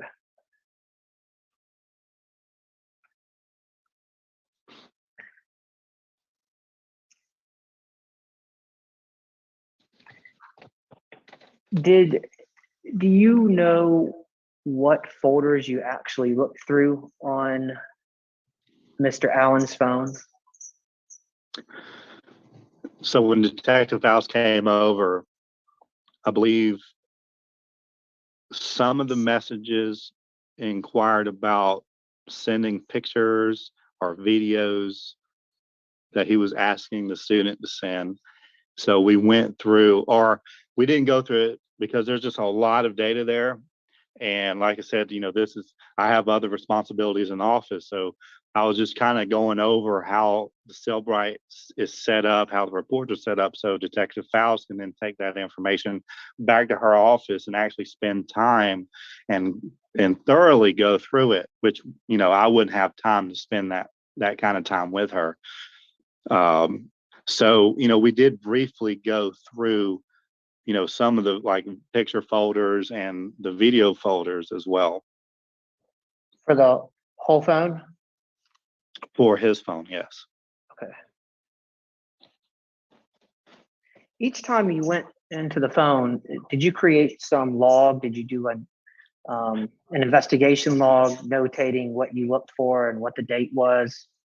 No, sir. We didn't go through the phone. We're only going through because we don't manipulate the phone. So once the extraction is done, we're only going through the data that's from the extraction. I misspoke. I meant when you were looking through the physical extraction, the folders, the contents. Each time you went through those, did you document it or log it in any way? No, sir. No, sir. Okay.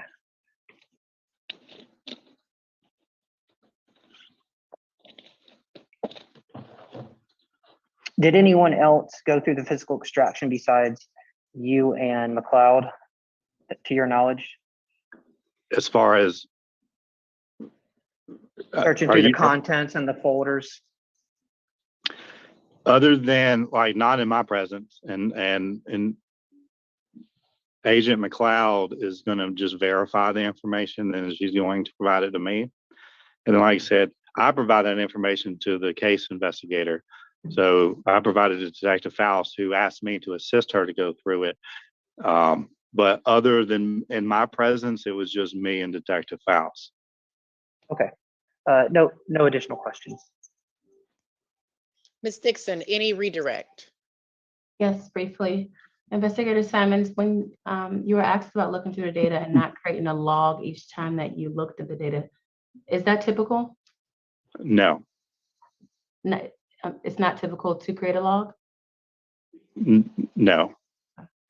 So generally, because when you're doing investigations like this, that is the time-consuming thing. So sometimes when you're going through phone data, especially in a large amount that this phone contained, it could take days or weeks to get it all compiled. So you're not necessarily going to take like hourly or daily notes. What you're going to do is once you're done, you're going to complete an investigative summary saying, on this date, I began reviewing the data from this phone, and this is what I found relevant to this investigation.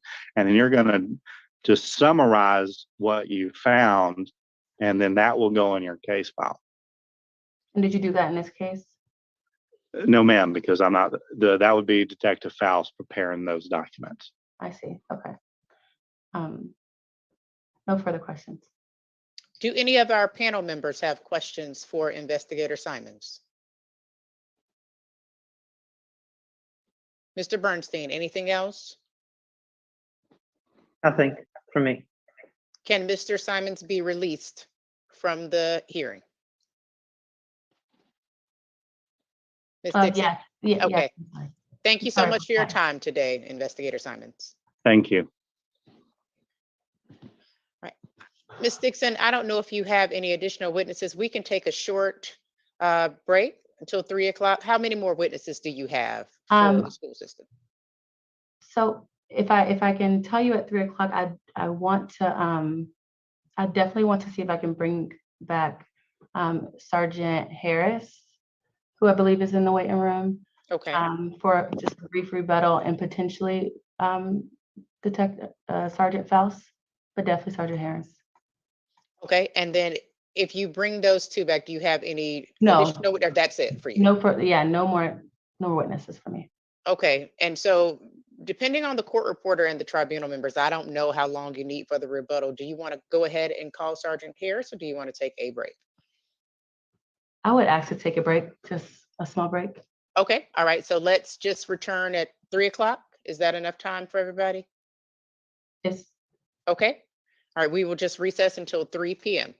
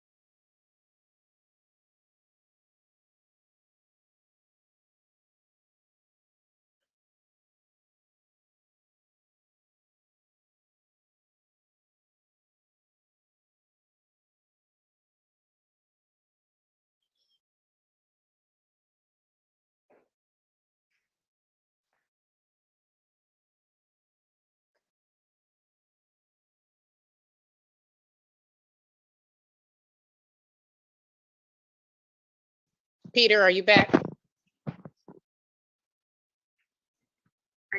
Hey, we're still checking. We're having a little technical difficulties. Okay. Okay. Thanks. And if you see my screen, for some reason, my camera keeps shaking. And it goes away and it comes back. It's just a little glitch. I'm sorry. I'm glad we got through. Hopefully, we got through most of it today without any problems. So, Yes. I just now need to make sure we're still live streaming because I don't know if it's something with the server or not. Okay.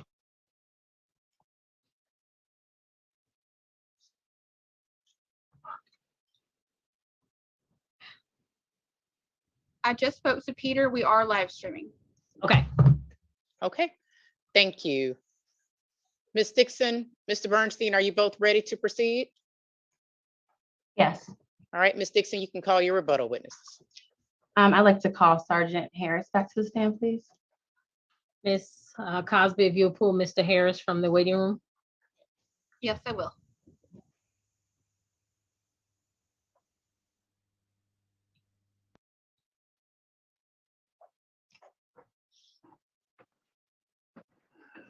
Sergeant Harris. Yes, ma'am. Okay. So I want to talk to you. I want to talk to you about what we testified to earlier, the evidence sheet. Yes, ma'am. If we can pull up that exhibit. That was exhibit, was it? 9. Exhibit 9. Exhibit 9, thank you. So we spoke earlier about the chain of custody section at the bottom. Do you recall that? Yes, ma'am. And do you recall earlier we talked about the phone in between the phone after going from, it went from Investigator Simons to the ATF agent, and that her signature was not on here. Yes, ma'am. Okay, so that's what I want to talk to you about. If we can scroll to the top of this form, can you so evidence sheet, right? There's obviously different evidence sheets. This particular evidence sheet, what is it? Is it for specific to your department? Yes, ma'am.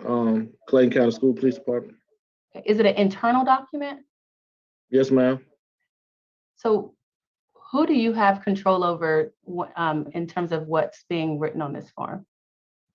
What do you mean, as far as the officers? Right. So in other words, if the phone was given to someone at an outside agency, would it be mandated or a normal occurrence, typical for them to get access to your internal document? No, ma'am. No, ma'am. Okay. What's your expectation for those agencies that you provide evidence to? My expectation is that the evidence is signed out from either myself or an appointee to that particular person, and then that particular person signs it back to them. Okay. And when you say that particular person, that other agency that's the evidence is signed out to. So for example, Clayton County Public Schools, you all sign out evidence to DA's office. If the DA's office needs to get further tested into another federal agency, is it the expectation that they then get access to your internal document? Not my internal document, no, ma'am. Okay, what's your expectation of them? Is that the person that did take it, once they're finished, they give it back, signed to the person who they got it from, if that makes sense. So let's bring it concretely to this case. Maybe that will help myself and my members understand. And I realize there's a lot of different agencies and there's a lot going on here. So I want to just make sure everyone understands. I don't want to get anyone confused. So in this particular case, this cell phone that was taken from the possession of what would be Clayton County Public Schools, so Investigator Faust, and given to Investigator Simons to the DA's office, do you expect that to have a signature on the chain of custody? Yeah, from Investigator Faust to Simon, yes, ma'am. Okay, but if Investigator Simons wants to take it to ATF agent McLeod or any other agency to help assist with that extraction, is it your expectation that they somehow get hold of your internal document to sign it and make sure they sign these additional lines on it? No, ma'am. On the chain of custody? No, because it's internal. What's internal? The document. Okay, and when you say it's internal, what do you mean? Only Clayton County Public School personnel have access to this particular document. Okay, and can you scroll down, please? And so on each one of these lines, there's at least one person from Clayton County Public Schools Police Department. Is that right? Yes, ma'am. And okay, and that's because only those who are with the agency generally would have access. Is that what you're saying? Yes, ma'am.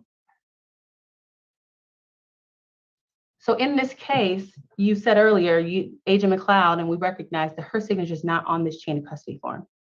Yes, ma'am, it's not. Does that mean that the chain of custody is broken in this case? No, ma'am, because the person who gave it to us is Investigator Simon. Investigator Simon in turn signed it back over to Investigator Faust, Sergeant Faust.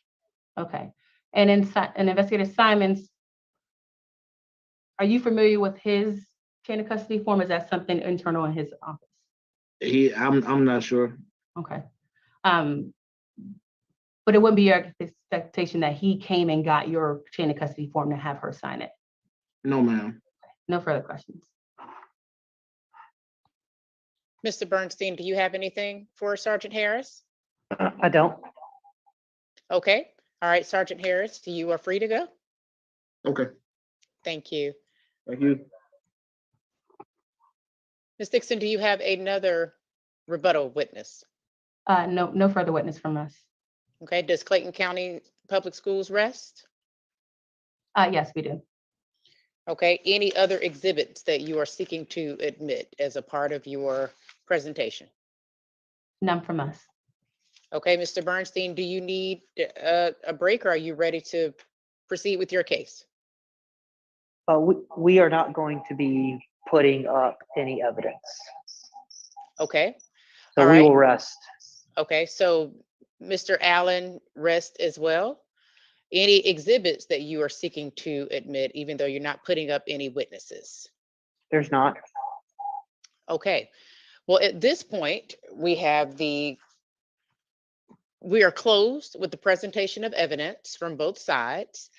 And of course, the district has the opportunity to close at this point, or you can reserve your time and we can see if Mr. Allen would like to make a closing statement first. How would you all like to proceed? We'd reserve. Okay, Mr. Bernstein, will you be making a closing statement? We're going to waive. We're going to let the evidence stand as it is and let the panel make their decision based on the evidence that's been presented. So we will waive closing. Okay, thank you. Ms. Dixon, are you ready to proceed with your close or do you need a couple of minutes to prepare? May I have a couple of minutes, please? Sure. Okay, we will take a recess until 3:30. Is that okay? That's fine. Gives you a little, okay. All right, so we will recess until 3:30 and at that point, the district will come back and Ms. Dixon will make her closing statement.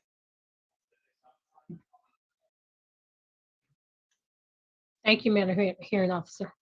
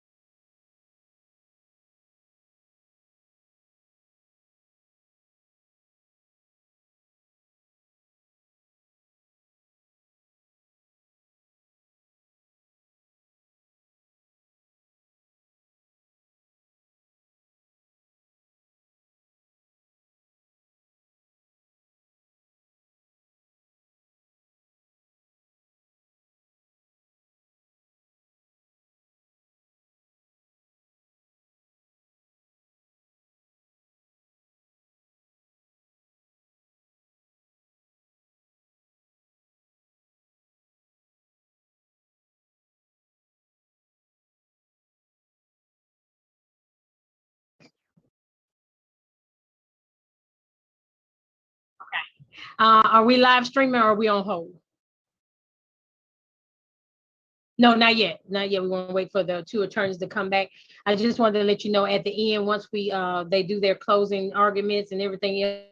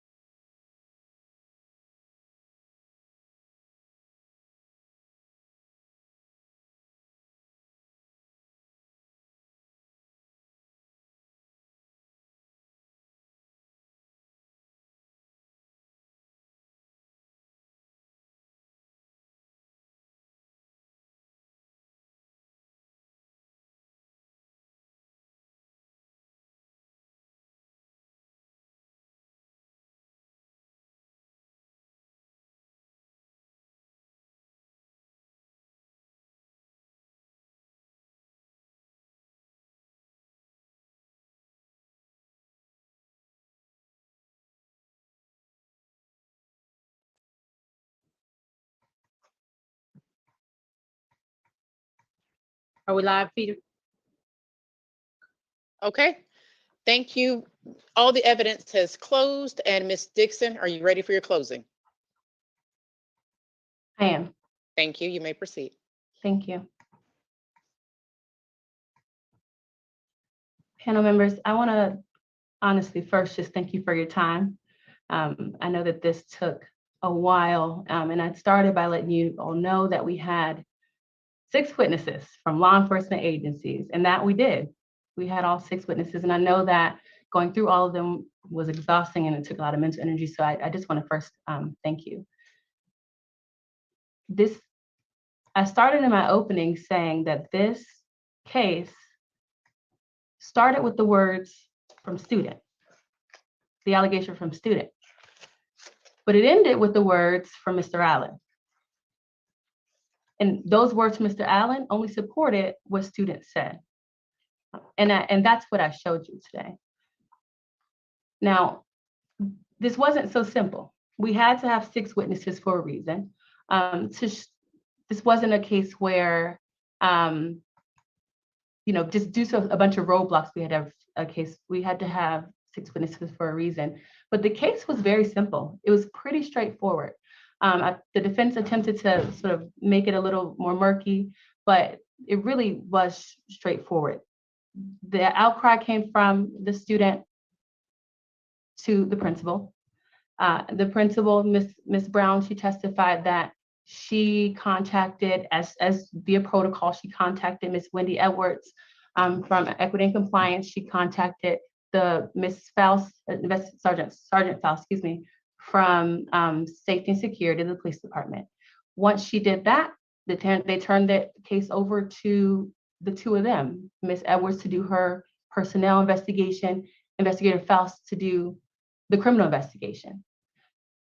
Investigator Faust naturally took the lead of the investigation because she had to, because of the allegations of an adult, Mr. Allen, having a sexual relationship with a student.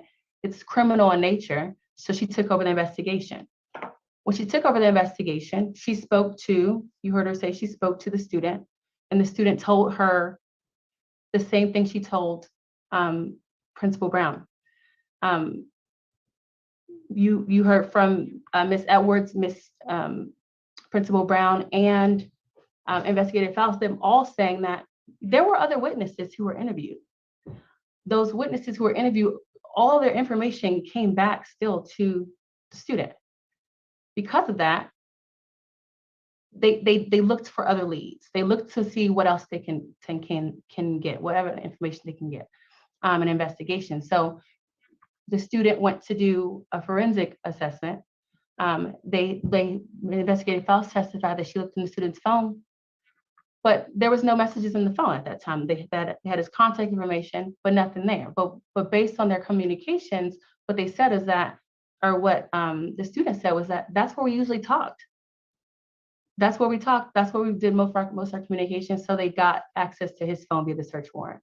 The reason why we had six witnesses was to talk about, at least the last 4 of them, Agent McLeod, Investigator Simons, as well as the Sergeant Harris and Sergeant Faust.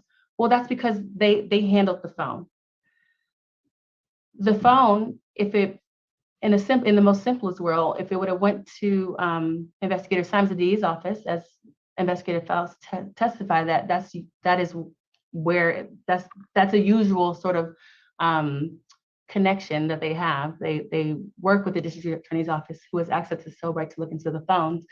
If he could have got access into the phone, or if there wasn't so many deleted messages, or the charge report being on the short, those roadblocks that he testified to, well, then it would have stopped there. But given the fact that it was difficult to get into, the messages were deleted, the charge report was short, it took a very long time. He passed it to Agent McLeod, who did the ultimate extraction. The extraction, as Investigator Simon said, when you extract, when you use Cellbrite and you extract that raw data, it's a bunch of computer codes. The computer codes, we can't read it, and the average person can't read it. And so that is put in the same system, a different part of the same system, and made it into words. And so that's what needed to happen for us to be able to read it. That's what they did in Cellbrite. That's what created the reports. And from that, that's how they got the evidence that you saw. And the evidence, which is the words of Mr. Allen. I want to take a couple of minutes to talk about a couple of the sort of areas that I felt that the defense was questioning about, and that you may have questions too. So as far as the renewed contract, you heard from Ms. Edwards, the Personnel Resource Officer for Equity and Compliance, and she is assigned to allegations against the personnel. And, yes, at some point, Mr. Allen went on administrative leave. Yes, at some point he came back. But what you heard is that she had to. So she has to do what's fair. The definition of equity alone, the quality of being fair and impartial. Compliance, the state or fact of according or meeting to the standard rules or standards. That's her job, right? Like her job is not, like, for example, Attorney Bernstein, who represents Mr. Allen, doesn't matter how he feels about what actually should happen. He has to zealously represent Mr. Allen to the best of his ability. That's his job. But her job is not to come in that capacity, is to come in into a fair capacity, step in, do the investigation from the ground up, what she told you she did, speak to both parties, what she attempted to do, do other things if she can, like speak to other witnesses, check cameras. Her goal is to find the facts and what really happened. And she also told you that there's a time where, she does an investigation and there's no reprimand at all. There's times where it's not substantiated. There are times where it was just a warning when there's an outcome. She says in this case, it was to a point where she had the word of the student. Again, you heard that there was nothing in the student's phone that supported that, the student's allegation. The other witnesses got their information from the student. She had to do what was right and what was fair, not just based on his constitutional rights, but obviously he has rights as the educator as well. The defense was questioning her there and made comments about that. But the reality is, if she would have, relieved him of his duties, without having a reason under which the education code, this specific reason is what you have to have, and there has to be something substantiated or some sort of evidence that falls into one of the categories. Well, if she would have relieved them then we would have been looking at a different hearing.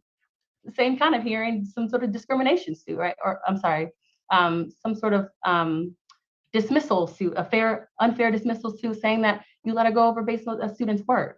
And so I wanted to talk about that a little bit because she had to make a choice at that moment, and she made the choice. And her making the choice does not mean that the district didn't feel that he was at issue. She didn't feel at that time that she had enough, but she didn't stop her investigation. Her investigation was on stall based on the criminal investigation, but she didn't let it go. She said she could have closed it at that point. She didn't. She wanted to see it through the end.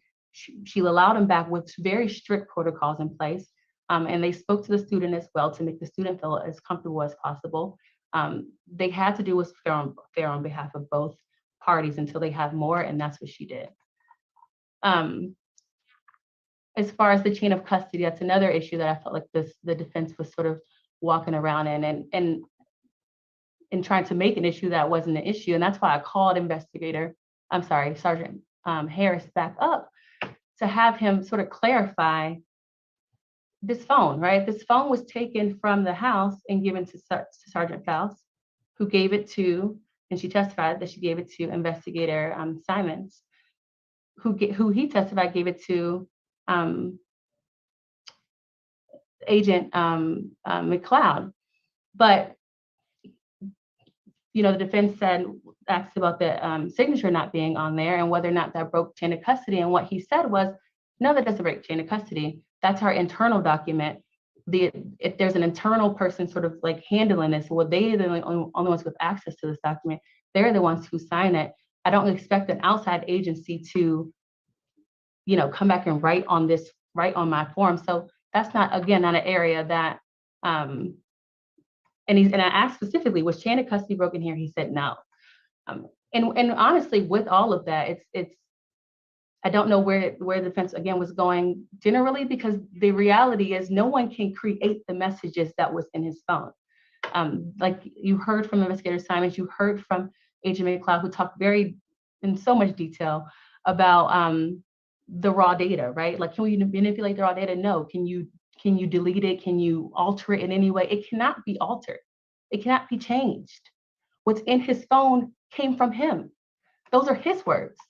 And we were able to see his words. We were able to hear his words when Investigator Simons said them, right? I miss you. Like, wanna fuck? You're attractive AF, as fuck. Delete your messages. Those are not nobody else's words, right? I don't know where they were going with it. No one else wrote that. Mr. Allen wrote that. That was his phone. That's his number. You're gonna get those messages. You're gonna see the numbers. I know they were redacted for the public, but you're gonna be able to see those numbers to match it up. It's the same number in his Munis form, the same number on Exhibit 4, that Silbert report form. It's the same number that you're gonna see over and over again in the messages, to student, which is the same number that you're gonna see in the messages from students back to him. It's him. Teachers like me get caught out of time. That's him. And guess what? He got caught again. He got caught. The defense said earlier, he was a teacher for 3 years and there were no issues before. This came up and it was talking about the renewal of his contract. Again, in that same context, it comes up, every year is what you heard, the testimony. And when it comes up every year, unless you have something to say otherwise, again, solidly, that's within the realms of the law. Georgia's an at-will state, but the school system has their own education policies and procedures. They can't just let him go. But he got caught. He got caught when those messages came back. And that's what he was worried about. And he knew it. He was worried about it. You saw the delete your messages, delete your messages. I'm going to take your phone. I'm going to look in your phone and delete your messages. These messages happened for over a year. You're going to see on that report when you get it. The earliest message was like August, I believe 16th, just days before this incident came to light. And as you look through the report, you're going to see that, I'm sorry, that was the latest message. And the earliest message, you're going to see some messages from December of 2019. I mean, this relationship at this point has been going on for years. And in 2019, as you heard Principal Brown say, the student was a freshman. She had just started her junior year when this happened, but when it came to light, but she was a freshman when this started. And Mr. Allen, at some points, was her coach. He was entrusted as an employee of the county. He was entrusted as a teacher of Jonesboro High School. He was entrusted as a coach of Jonesboro High School and a coach of the student. And he not only broke that trust, but he violated the law. He violated the code. You heard Miss Edwards read the code of ethics. I had to read very specific parts because they're very specifically violated by him. An educator should abide by all federal, state, and local laws. Unethical conduct includes the commission of a felony. Well, you saw those warrants that were taken out on him. Those are all felonies. And no, he hasn't been convicted yet, but you saw the evidence. And that's just some of it. An educator should always maintain a professional relationship with all students. Well, that's easy. That didn't happen. Committing any sexual act with a student or soliciting from a student. You want to fuck? That's clear. Soliciting, encouraging, or consummating an inappropriate written, verbal, electronic relationship or physical relationship with a student. Well, I mean, take a look at Exhibit 11 and 12. So obviously, if he breaks one, that's enough. He's broken so many. And so I would ask that, in going back, and maybe some of this is kind of intuitive, and because of how egregious the conduct is, it's kind of intuitive, that he's broken it, all the moral codes. I'd ask that you go back and look at them and read them and see just how clear the evidence fits with it.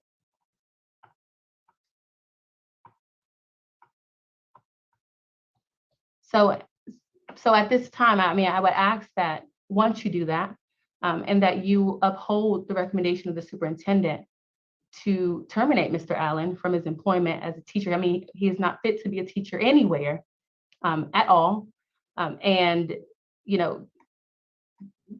thank God he was, teachers like me get called all the time. Well, thank God he was, because if not, if he didn't get caught on that day, thanks to all of these witnesses that you've heard from today, then who would be his next victim? Who would be the next student that he preys on? Thank you.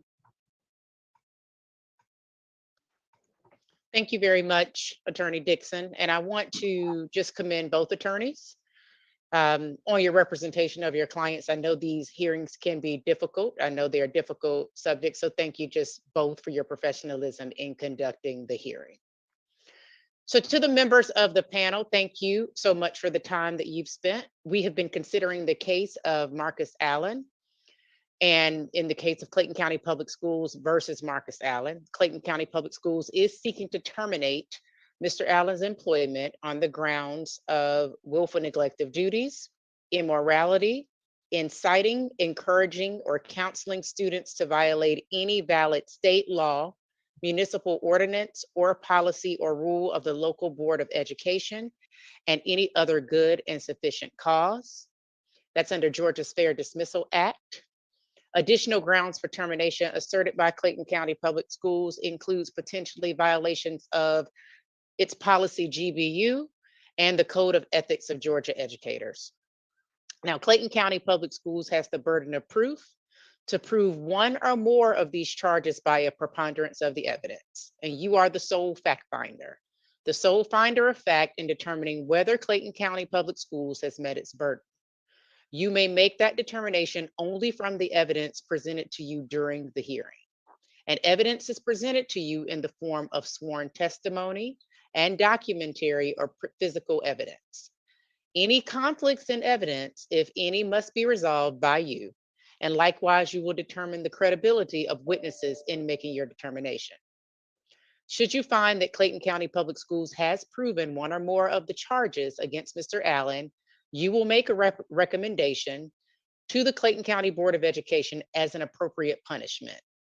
The school district is seeking the termination of Mr. Hallen's employment contract. You are not bound by that recommendation. Should you find that the school district has not proven the charges against Mr. Allen, you will so indicate, and Mr. Allen will be reinstated. At this time, we will go through some procedural things and logistics. You heard Ms. Lowe state that we've got to sort of end the live streaming. And so after we do that, we will discuss our deliberations. And I will ask council to make sure, Ms. Dixon, that we have the set of exhibits for the record. Before we leave, that we have that the panel members and I have all the unredacted exhibits for everything that's been admitted today. And so thank you very much. At this point, I will conclude my portion of administering the charges to the panel, and I will pass it to Ms. Latasha Lowe Jones.